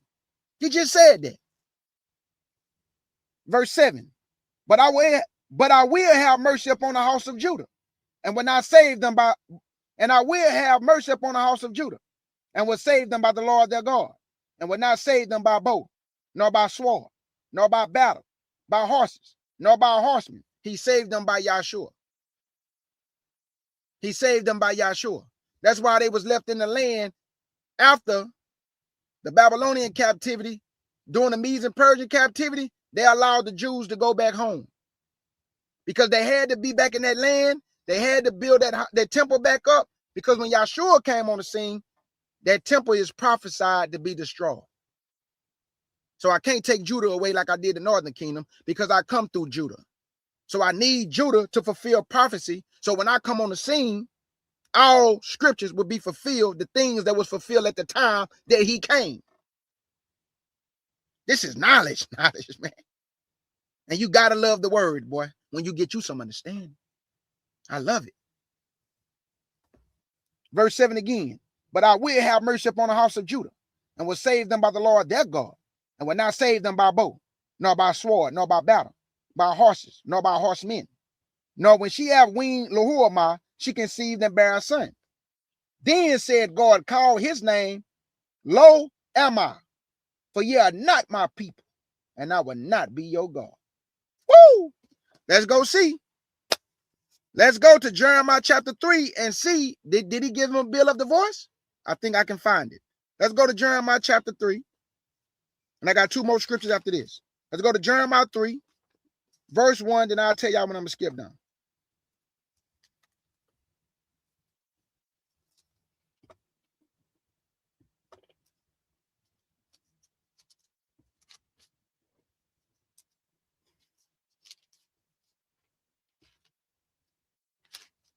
Jeremiah chapter 3 and verse 1. And then I'm going to skip down to verse 6 through 8. We got to find out, did he give them a bill of divorce? Talking about northern kingdom, backsliding Israel. See, he never gave Judah a bill of divorce. But he did give the northern kingdom, backsliding Israel, a bill of divorce. Then he just told them, you are not my people. He gave them a bill of divorce. Then he told them, that child should be named Lohuamah. I will have no mercy on you. And he did not, family. He utterly took them away. Talking about northern kingdom. Watch this. Jeremiah 3 verse 1. They say, if a man put away his wife, and she go from him, and become another man's, shall he return unto her again? Should not that land be greatly polluted? But thou hast played the harlot with many lovers. Yet return again to me, said the Lord. Jump down to verse 6 through 8. And watch this. Verse 6 through 8. The Lord said also unto me in the days of Josiah, the king, hast thou seen that which backsliding Israel have done? She is going up on every high hill, of every high mountain, and under every green tree, and there have played the harlot. And I said, after she have done all these things, turn thou unto me. But she returned not. And her treacherous sister Judah saw it. And I saw, when for all this cause whereby backsliding Israel committed adultery, I put her away. I put her away. I put her away, and given her a bill of divorce. Yet her treacherous sister Judah feared not, but went and played the harlot also. This is why when you read Ezekiel chapter 16, Ezekiel 23, you read about these two women that the Lord had. One name is called Aholibah and Aholah. These two women belong to the Lord, which is the northern kingdom and the southern kingdom. And he said, my two women, they played the hoe on me. And now you understand why he gave one of them a bill of divorce. Because Yahshua come through Judah. So he need Judah to fulfill prophecy. And that's why they was not utterly taken away like the northern kingdom. Because he come through the tribe of Judah. Hebrews chapter 7 verse 14. He sprang from Judah. So once understanding is given of the scriptures, and we connect all these dots to why he done these things. Northern kingdom had no righteous kings. Judah had some righteous kings. But the northern kingdom, he utterly took them away and gave them a bill of divorcement. And told them, you are not my people, and I will not be your Elohim. But then he said, in the place where it was said to you, you are not my people, because he is merciful, long-suffering, and full of loving kindness. Let's go see what he said. Let's go to Hosea, this time 9 through 11. And I got one more scripture after this. Hosea 9 through 11. My Father and my King, Yahshua, I feel so good when I'm in their presence. Because I've been knowing this since I was a little child, when my mama instilled in me about the Elohim and about the Son. They are true. This book is true. And everything in it will come to pass. I don't care if you believe it or not. I'm not talking about y'all. I'm talking about these non-believers. Oh, I'm an atheist. Well, I don't believe in the Bible. That's a white man's book. Man, be quiet, man. I'm so sick of y'all saying that. It's not no white man's book. You just got a white man's mind. Some of y'all just covered in chocolate, but your mind white. You just got chocolate on you, but your mind is just white.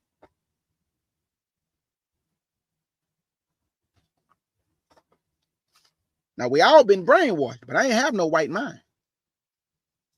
Because a lot of people with that white mind, you got a disdain for your own kind. That's a white mind. I never had a disdain for my people. I just was brainwashed and lost, just like everybody else. But I always love my kind. See, when you really got a heart for your kind, you love the Most High. Because if you love the Most High, you looking at your brother and sister that look like the Most High. So how can you have a disdain for your own kind when you looking at the face of Elohim and Yahshua HaMashiach, goofball? Well, I hate some of you niggas. Shut up. We hate your white mind. You just chocolate. White mind. And you're blind.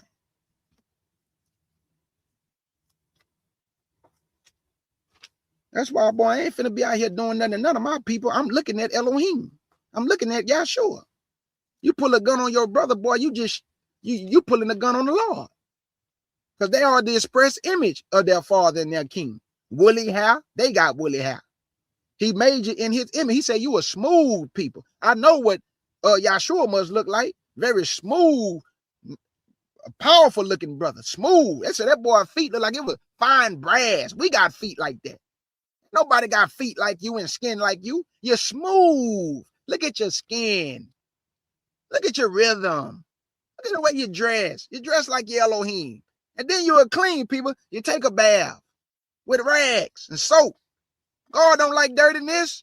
You ain't dirty. You're clean. You put deodorant on and shea butter, cocoa butter. You're clean. You know you're a clean people. Come on now. And you like to look nice like your Elohim and your father. When I say Elohim, you better go get understanding. There's two Elohims in the book of Psalms 45.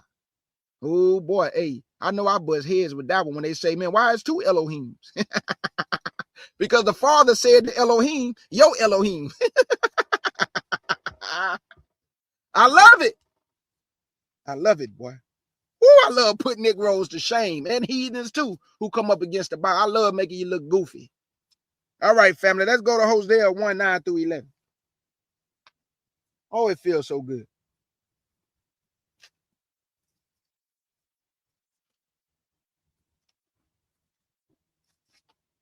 Hosea, family, chapter 1, and this time 9-11, and I got one more scripture after this. Hosea chapter 1, 9-11. Then said Elohim, call his name, Lo am I, for ye are not my people, and I will not be your Elohim. Yet the number of the children of Israel should be as the sand of the sea, which cannot be measured nor numbered. And it shall come to pass that in the place where it was said unto them, you are not my people, there shall it be said unto them, you are the sons of the living Elohim. Then shall the children of Judah one stick be gathered together with the children of Israel two sticks, and appoint themselves one head, Yahshua. And they shall come up out of the land, for great should be the day of Jezreel. Let's go to the last scripture, because he said that he gonna gather Judah and Israel together. Where we find this language at? Ezekiel 37, 1-5. This will be last.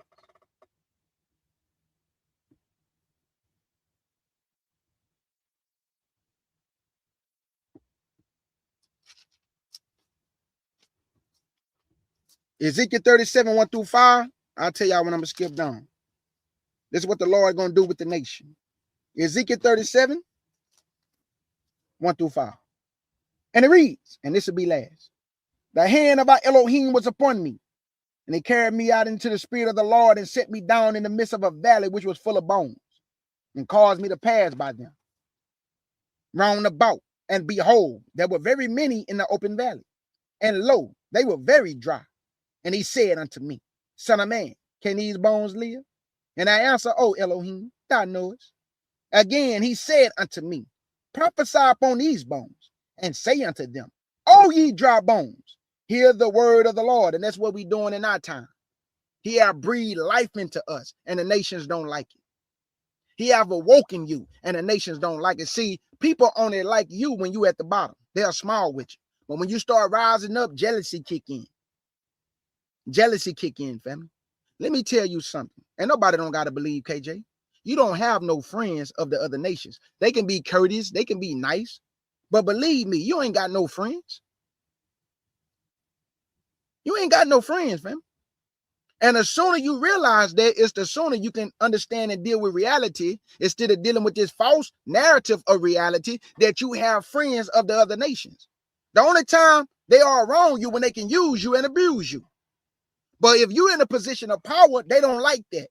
They get jealous of that position of power. That's why we got 30 Black Wall Streets that was destroyed through mobs and policy.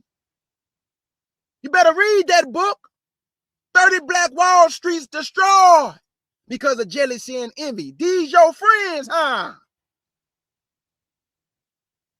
Oh, the Lord did it to them, though. You know, the Lord did this to us. And that's how I know I don't got no friends. Say, never trust your enemy.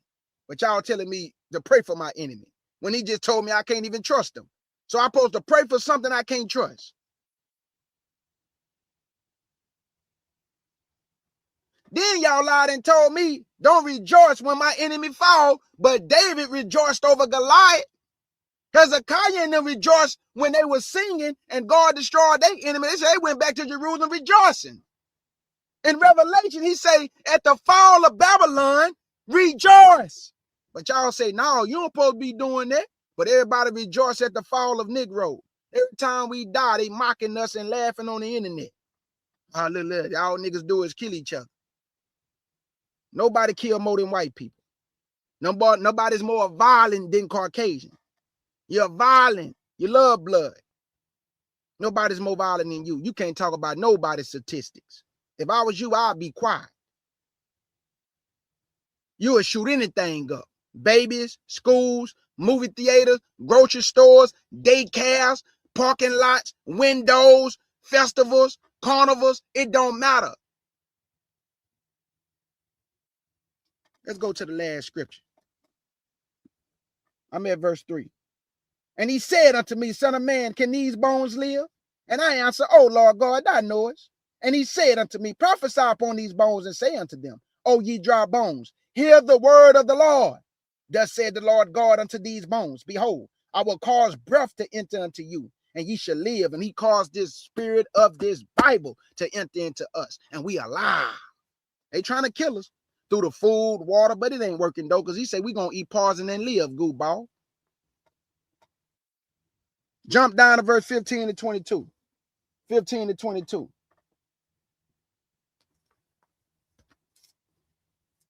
And it reads, the word of the Lord that came again unto me, saying, moreover, thou son of man, take thee one stick and write upon it for Judah, and for the children of Israel his companions. Then take another stick and write upon it for Joseph, the stick of Ephraim, and for all the house of Israel his companions, and join them one to another into one stick, and they should become one in thy hand. And when the children of thy people should speak unto thee, saying, will thou not show us what thou meanest by these? Say unto them, thus said the Lord your Elohim, behold, I will take the stick of Joseph and write it in the hand of Ephraim, and the tribe of Israel his fellows, and will put them with him, even with the stick of Judah, and make them one stick, and they should be one in my hand, and the stick whereon thou writest should be in thy hand before their eyes. And say unto them, thus said the Lord your Elohim, behold, I will take the children of Israel from among the heathen, whether they be gone, and will gather them on every side, and bring them into their own land. Hold on. This haven't happened yet. So who is that in the land if we not in the land? Because he haven't came back and gathered them yet. Who is these 1948 people? Who is them people with them goofy side candy curl sideburns?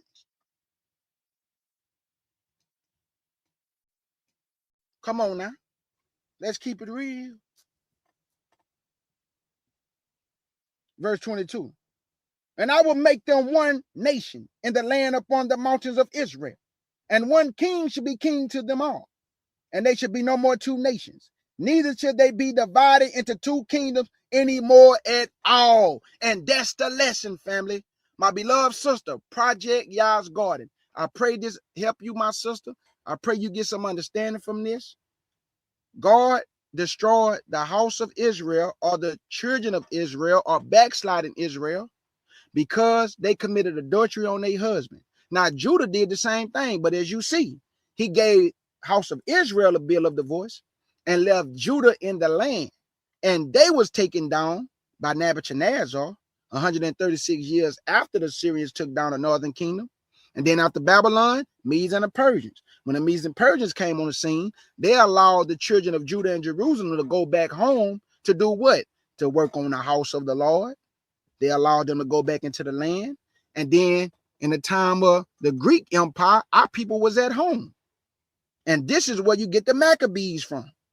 And then in the time of from Maccabees and the time of the Greeks, here come the Romans. And then 70 AD. And then we had some revolts. And then 135, Jerusalem was totally destroyed. And then we were scattered all on the continent of Africa. And that's where you get the slave trade from. That's why it's called the Atlantic slave trade. Because by West Coast is what they call the Atlantic today. But God never called it these names. But I'm just going by what they call it today. I'm just dealing with the times that I live in. But there was no such thing as Pacific Ocean, Atlantic Ocean, and all the other stuff. It's not in the Bible. All this stuff is man-made. So Hosea prophesied to the northern kingdom for them to return. And then Judah, he was treacherous. He went in captivity too. But then in the last days, when he gathers, he's going to take one stick for Judah, one stick for Ephraim. He's going to make them one, and we'll never be divided again anymore into two nations. So a day is coming where we all going to be together in our own land as one people, one body, with one spirit, Yahshua, and the Most High do not come down. Let me say this. The Most High do not come down out of heaven until the 8th day. That's why in Feast of Tabernacle, we have an 8-day feast. Because that's when Yah will come down with New Jerusalem. Because on the 8th day, that's a new beginning. What are you going to be? You're going to be spirit beings. Christ then told you that in his Father's kingdom, flesh and blood cannot inherit that kingdom. So what you need to be to inherit that kingdom? You need to be like the Father. So when your corruption have put on incorruption, and your mortal have put on immortality, then you're going to be able to be in the presence of your Father. That's why he don't come down until the 8th day. After Christ ruled for 1,000 years, on the 7th day, what come after the 7th day? We call it a new work day or a new week or a new beginning. That's the 8th day the Father come down. That's it, family. Pray somebody got some understanding. That's all your brother Gay Judah got. Family, these heathens are going to keep making these videos, doing these debates. I mean, they going crazy. Everybody is against the Hebrew Israelites. That's all they talking about on all these platforms. We not the people. Deuteronomy 28. So look, I got something for y'all. I got this. I'm going to set up the artwork. I have it set up by the day. It's going to be called The Misconception of Deuteronomy 28. And when your brother K. Judah show y'all this through the spirit of the Most High and Yahshua, I guarantee you, we're going to hear crickets. Well, you know, they still going to talk, but they ain't going to come over here. I want all the smoke. I want them to come try to manipulate me with the scriptures like they think they be doing. Come on, so I can run circles around you and make you look crazy when you trying to tell us, a whole people, about their book and what condition y'all put them in and what apply and what don't apply. I advise y'all to be quiet, man. You don't know nothing. You don't know nothing. So family, next week, next Thursday, misconception of Deuteronomy 28. I'm going from 15 and I'm dealing with every major point with the mapping of slavery. So I went and got everything, family, to show you a pattern of a continuation. How I told y'all, it progressed over time and it gets worse and worse and worse, family. Even until this day, it gets worse and worse. So we're going to find out. And the Lord had me put this together. It just hit me in my spirit. Hey, do something on the misconception of Deuteronomy 28, and that's what I'm going to do. And I got everything. I'm almost done with it. I got all my slides. I got everything, family. I only have to put the artwork together, set up the live for next Thursday, and we'll be ready to go. You don't want to miss it. Because, see, they go into the Bible and they talk to other Hebrews, like that one sister. She's a sister. But when she was talking to the mother sisters, she going to tell them, well, this already happened in this time. And didn't nobody know how to counter that by showing her that just because it happened in that time, it also happened in this time. It's the same language, y'all. It's just a repeated cycle. That's all we doing. It's a repeated cycle, family. Yokes of iron back in Jeremiah time on the neck of Hananiah. Yokes of iron on our neck during the transatlantic slave trade. I'm going to make you a byword, a proverb, and astonishment. He told Jeremiah to tell the Jews that. Guess what? We are a byword, a proverb, and an astonishment. You see what I'm saying? Same thing. Same language, same condition. Nothing don't change until we repent. And once you repent, he take the curses off you individually. But as a whole people, it ain't been taken off yet. Because our people still going through hardships, still being slain, still being targeted. But a day is coming when these things are going to be alleviated off of us, family. And we all should look for that day. That's why we got to repent. And let me say this before I go too. Stop telling us about other people who went into captivity. Because my question to you is going to be, was it chattel slavery? And guess what else I'm going to ask you? Was it pronounced because of covenant breaking? Stop telling me what other people been through. I want to know, is it pronounced because they broke covenant? If it ain't because of that, be quiet. Because these things are pronounced against the people for breaking covenant, not just some random thing. Oh, everybody went into captivity. Is it pronounced against them by YAH because of covenant breaking? If you tell me no, be quiet. Because ours is based on covenant breaking. You see that? That's called relationship. And when we didn't keep our end of the bargain. So whatever happened to y'all, it don't got nothing to do with us. I was pronounced against us by Elohim. Oh, everybody went on slave ships.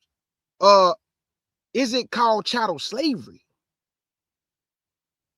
Was their heritage taken? Was their language taken? Was their names changed? Was they brutalized? Be quiet, man. You ain't in no position. No position to speak on my people. That's all I got, family. Let me get up out of here. All right, family. Many blessings to the nation of Israel, the mighty nation of Israel, the beloved nation of Israel. I pray y'all enjoy the rest of y'all day. You do not want to miss next week. I'm telling you right now. I'm going to send all the slides to the Elder Beryl Watt just so he can look over them. But you do not want to miss next week. Because when we do this, we're going to shut down all the gainsaying that these people speaking on us and speaking on our condition and speaking on our plight and our hardships and our anguish and pain and these tears that we've been crying for many moons. And it irks me that you have a white woman or white men, or it don't matter who it is, but I'm going with the white woman. She's so goofy in her mind. She said, well, there was plenty of buyers in the slave trade. She's so gone in her mind. She thought that by saying it was plenty of buyers, that's not the same thing as no man shall buy you. So of course, the slave master was going to buy you, but nobody was going to be able to be a kinsman redeemer, goofball.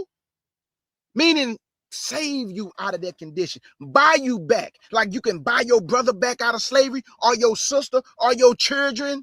In the time of ancient times, you can go get your brother and pay and be a kinsman redeemer. You said they had plenty of buyers. Of course, that was called slave masters. But you so smart though. Jesus, you a boy. Boy, when she said that, I was like, oh my God, help us, Lord. There were plenty of buyers who bought y'all. Be quiet.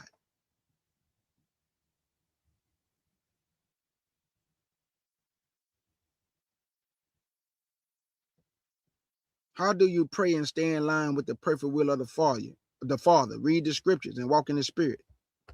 That's how you do it. And believe in Yahshua HaMashiach. That's how you do it.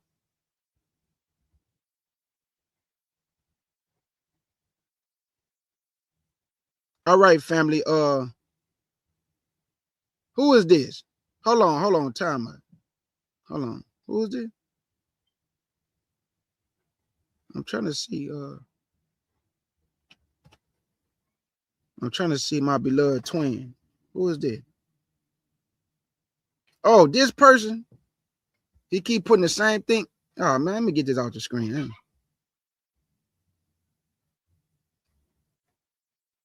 Sometimes people ask questions that all they got to do is go read. My email is right.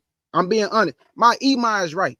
That's why when people ask me questions a lot of times now, I say, hey, you go read it and then ask the Lord to give you an understanding, and then you tell me what you got from it. Because I don't have all the answers. He asked me, how do you stay in line with the perfect will of the Father? Man, go read the Bible and believe in Yahshua and walk in the Spirit. Like you had to ask me that?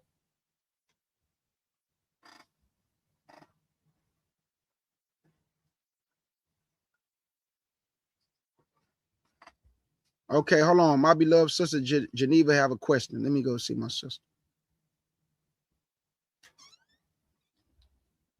Let me go get Geneva's question. Hold on. It's 1:56, so I'm going to answer this question, and I'm going to get up out of y'all hair. Okay, let me see. My beloved sister Geneva. I'm trying to find her question real quick. Hold on. Hey, family, I'm not lying. My email told me that for real. My email 76. She said, KJ, sometimes they ask you questions that they can go read themselves. And she's right. One brother asked me, did God divorce Israel? I said, brother, just go read it. Go read it and see, did he divorce him? Oh, no, I'm sorry. He asked me, did God cast away his people? And I say, brother, did you read it? Like, you don't got to ask me that. You can just go read that. Just type it. Just go to Google and say that God cast away his people. It's going to either say yes or no. If it tell you no, it's going to give you the scripture. Go in the Bible and read it. Come on, man. Hold on, man. Where's Geneva question? Hold on. I'm trying to find it. I see what she asks. I just want to put it on the screen, though. Let me see. I got you, Geneva. I'm just trying to find it. My beloved sister, I got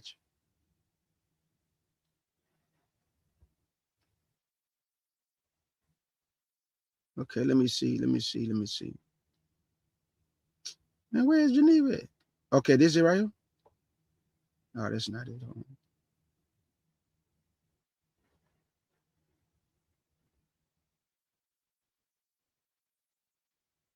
I'm trying to find it, Geneva. Just bear with me. I know you asked, did when God divorced us, were they still Israelites? The answer is yes. The reason why they still was Israelites because they still knew they was Northern Kingdom. And look, Geneva, this is going to be a teachable moment when I do Deuteronomy 28. You know why? Because when he said the yokes of iron are going to be on your neck till you are destroyed. In every captivity that our ancestors was in ancient time, they still knew they was Israelites. They still had a culture. They still had their language.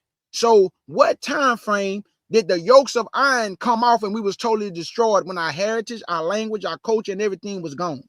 It couldn't have been in ancient time. So you see what I'm saying? How just because something happened in that time, the question has to be asked. When they took the yokes off, we was totally destroyed as a people. That happened during the transatlantic slave trade. As time went on, we spoke another language. Y'all remember what he said? I'm going to bring a nation against you from far. Now, I can go in the Bible and show you that he was also talking about Nebuchadnezzar coming from the north quarters. He said, a tongue you don't understand. That's in the book of Jeremiah. But guess what else? That also happened in the time of the transatlantic slave trade. Because United States, France, Great Britain, Dutch, and all them, they spoke a language we didn't understand. You see what I'm saying, y'all? This is a continuation. That which was in ancient time is that which is today. So yeah, we don't let nobody dictate to us our book. But yeah, Geneva, they still knew they was Israelites, my sister. When Judah was taken down by Nebuchadnezzar all the way down to Rome, they still knew they was Israelites. When the Assyrians took down the northern kingdom, they still knew they was Israelites. It's when the transatlantic slave trade happened, my sister, when we totally lost identity, culture, language, everything. And they gave us new names, little pet names, like they did in ancient times, y'all. They changed our ancestors' names in ancient times, and they changed our names today. It's the same pattern. And that's what we're going to show. It's the same thing.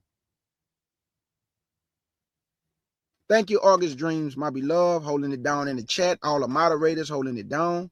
I thank y'all.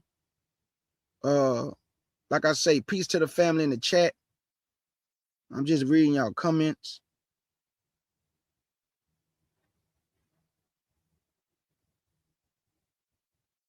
Man, look, I got so much stuff that I'm going to show y'all, family, and we're going to paint a picture with every curse in Deuteronomy. Not everyone. I'm talking about the major ones because there's so many of them.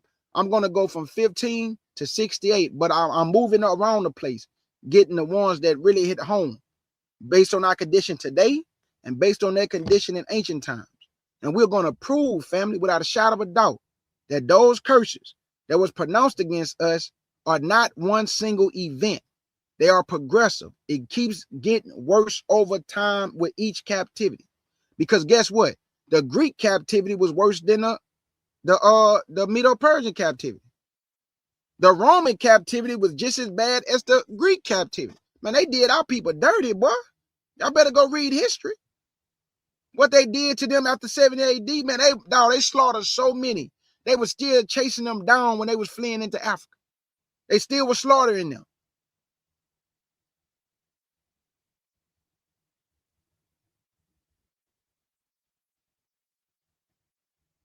Okay. Let me see.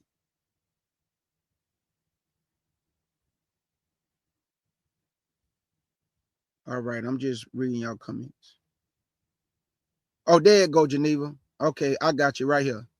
You said when he divorced us, did they remain Israel or become Gentiles? No. See, that's another thing too, Geneva. When he divorced them, oh, I see what you asking now. They never became Gentiles, my beloved sister. Because look, Geneva, just do this on your own. Just do this on your own, my sister. When you get a chance and we get off the line, go type in and say, was the northern kingdom ever allowed to go back home to their land? And don't just take the first answer. Look it up at least 3-4 times. Get multiple answers. You're going to find out the northern kingdom was never given an edict to return back to their land. So I'm asking, how could they be Gentiles in the time of Paul when they was never given a license to go back home to their land? That like they was never Gentile. Not during the Greek captivity. When you hear the word Greek, that could be Greek speaking Jews. But the northern kingdom was never given license to go home. So in the time of Messiah, that was not northern kingdom, that Sumerian woman. That was the people that was placed in the land in 2 Kings 17 after all the northern kingdom was taken to Assyria. They placed other people in the land and sent them away. So that's why the woman told Christ at the well, the Jews have no dealing with the Samaritan. Why? Because this is not northern kingdom. And the Jews knew that. This is not the real people of the land. You ain't our brothers and sisters. You was placed in this land. And that's why she told Christ, the Jews have no dealings with us. Why you being a Jew ask water of me, a woman of Samaria? And then Christ told her, you don't know what you worship. We know what we worship. How she an Israelite if she don't know what she worship? But Christ separated and say, we know what we worship, but you don't know what you worship.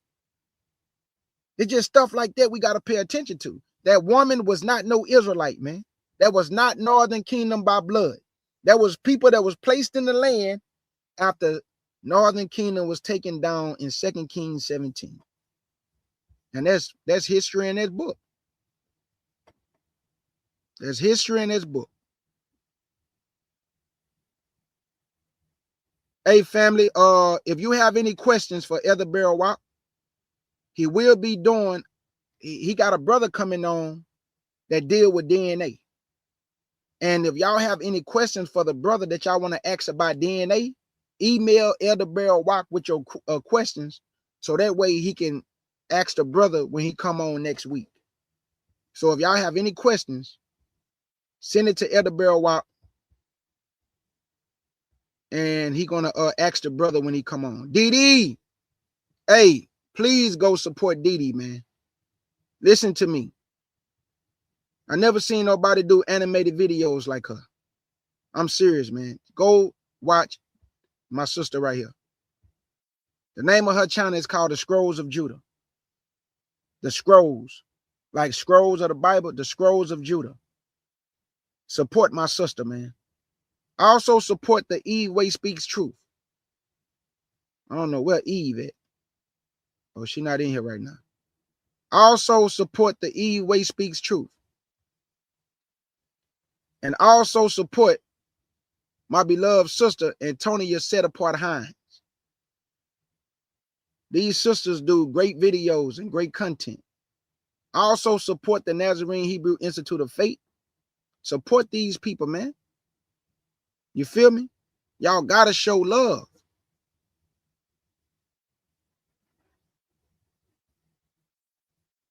All right, man. Let me get up out of y'all hair. I'm out, family. I love y'all with a pure heart. Enjoy the, oh yeah, man. Hey, we praying for y'all. Gary, Indiana, no power. Over there, no food, no air conditioning. Over there in Indiana, have a storm, flooding. They are in Jacob's trouble. Go help our people. No gas in their cars. Go help Gary, Indiana.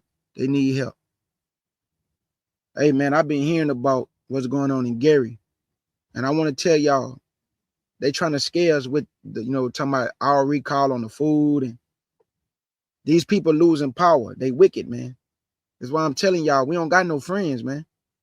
You think that a white person or any nationality, you think that they will bend over backwards to save you, knowing that you are the seed of Jacob, knowing that by blessing you, they will be blessed. You think they'll go out of their way to make your life better and not theirs? You think they'll help you progress and not themselves? Who have extended their hand to you and said, hey, grab my hand, let's help these people? Nobody has stuck their hand out and said, and for anybody who will say, well, they're not supposed to stick out their hand. Okay, so what you saying is true. Why did he say, Babylon, you have shown my people no mercy? So they supposed to show some type of mercy. Just because God judged us don't mean that he want them forward in the affliction and going overboard on his people. So they supposed to show some type of mercy. Nobody has showed mercy.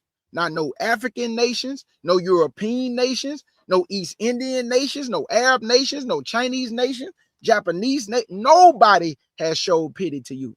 So why should I show pity to them? I'm just doing a job that God asked me to do. I'm not your friend. I'm not here to be fake and sugarcoat. I am not your friend. I'm just doing my job as asked by the Lord. We not friends. And I would never act like we are.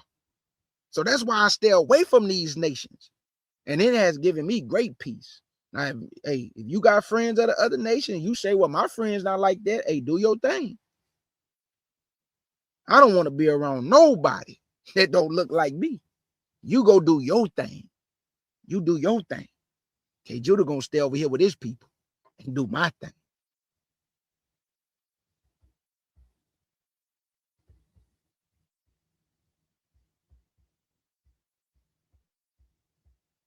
Hold on, family. My sister Carletta say, I'm in Indiana as well, and I was without Paul for 10 days. Hey, Carletta, we praying for y'all, straight up. We praying for all our family. Because I remember, man, we was out power for that same time, Carletta. Me, my family, my kids, we was in the car. And then we went and got us a hotel. So I know how these things can be. But whatever we go through as a people, Yah have our back, and he gonna fight for us. He gonna fight for us, family. That's why I don't have no fear. I am not afraid of man. I'm not afraid of all the stuff that they doing, because I know he gonna fight for his people. And I know this with my heart, because I read the scriptures. I'm gonna fight for you, Israel. He just want us to stand still, repent of our sins, humble ourselves in his presence. And we need to respect and love each other. Because at the end of the day, we all we got. We don't have no friends. We don't have no camaraderie with no nations, family. We got to stop this, this false narrative.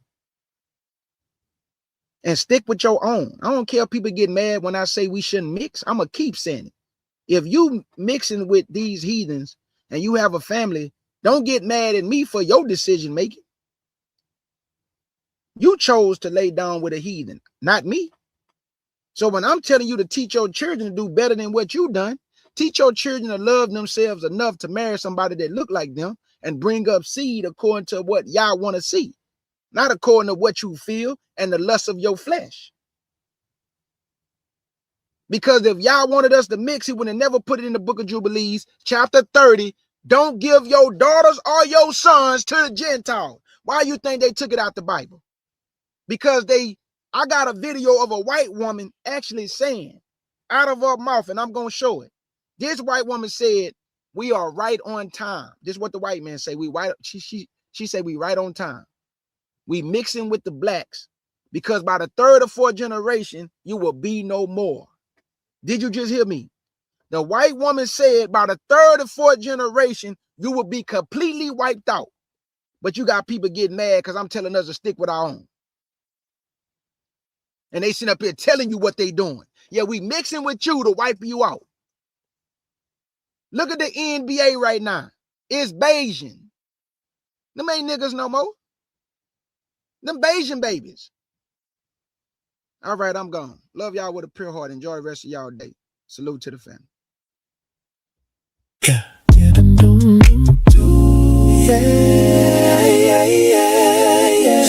See, clean up crew.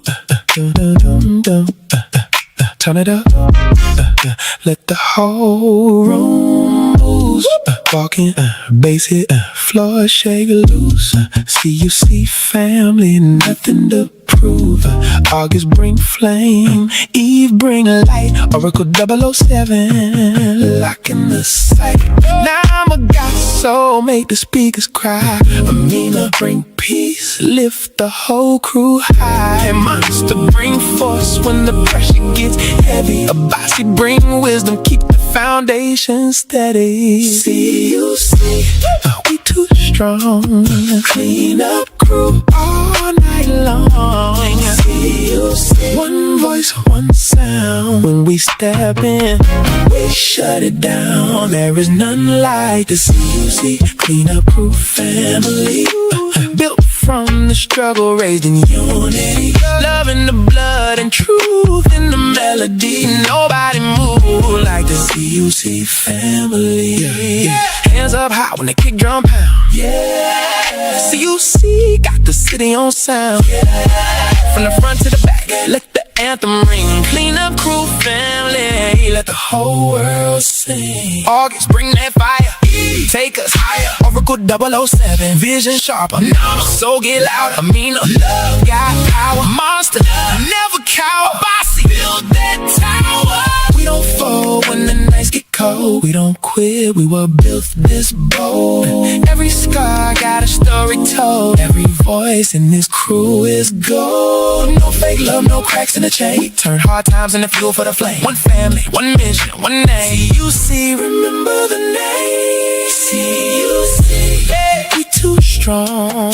Clean up crew all night long. CUC, one voice, one sound. When we step in, we shut it down. There is none like the CUC Clean Up Crew family. Built from the struggle, raised in unity. Love in the blood and truth in the melody. Nobody move like the CUC family. CUC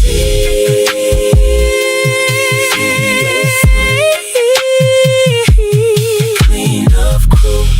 Yahshua Basi. This one for you. Yeah, yeah.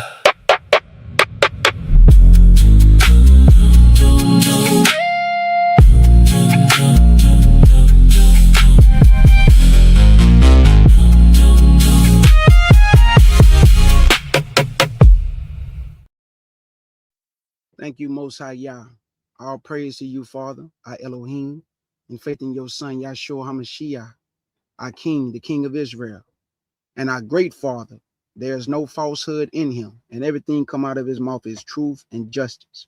And we need to understand it, Israel, because I truly believe that a lot of our people who become atheists, they are really upset with the condition, and because they don't have answers for it, they immediately reject the Most High and his word, because they really angry with the Most High. They just not crazy enough to say the wrong thing to him. But a lot of our people are angry. And, you know, I understand. I get it. But we can't, we putting our anger to the, like, towards the wrong individual. We got to look in the mirror and correct the error of our own ways and hold yourself accountable. I hold myself accountable. We hold ourselves accountable as a nation of what we did against him and his son. He didn't do anything against us. We did all things against them.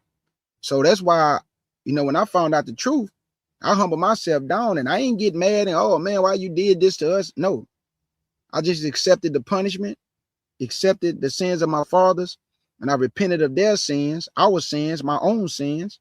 And now I do my best to walk in newness of life. But I don't look up to heaven and blame the Most High for nothing, because there is no falsehood in him and all his ways are right and justice. And once you understand that, you'll stop being angry at the wrong people, which is the Most High in Christ. Because people are not leaving the Bible because of what's happening in society. They mad because they think in their mind, why would God do this to us? Why would he allow us to be in this condition so long? Why he won't fight for us? Why he's so quiet? Okay, I'm going to say this and then I'm gone. If he was to come back right now, every last one of us would be dead. That's what you want? Because he's long suffering. He's giving us time. If he come back right now, we all gonna die. You think we ready to see him and be in his presence? I don't think so. So let him be long suffering so we don't die. Let's get it.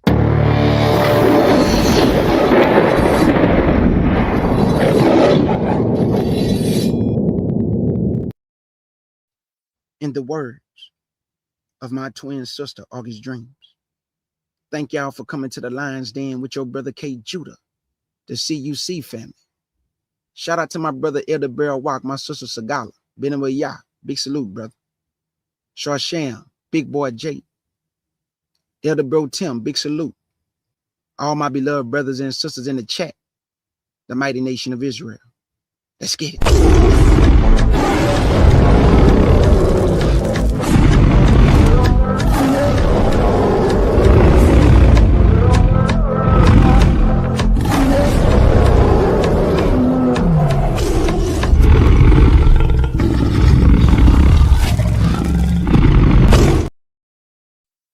And your brother K. Judah want to tell Oracle 007, I'm Mr. Michael Jackson bad with the scriptures. And ain't nothing you can do about it, my beloved sister. CUC for life in 100 Badger game. Shalom.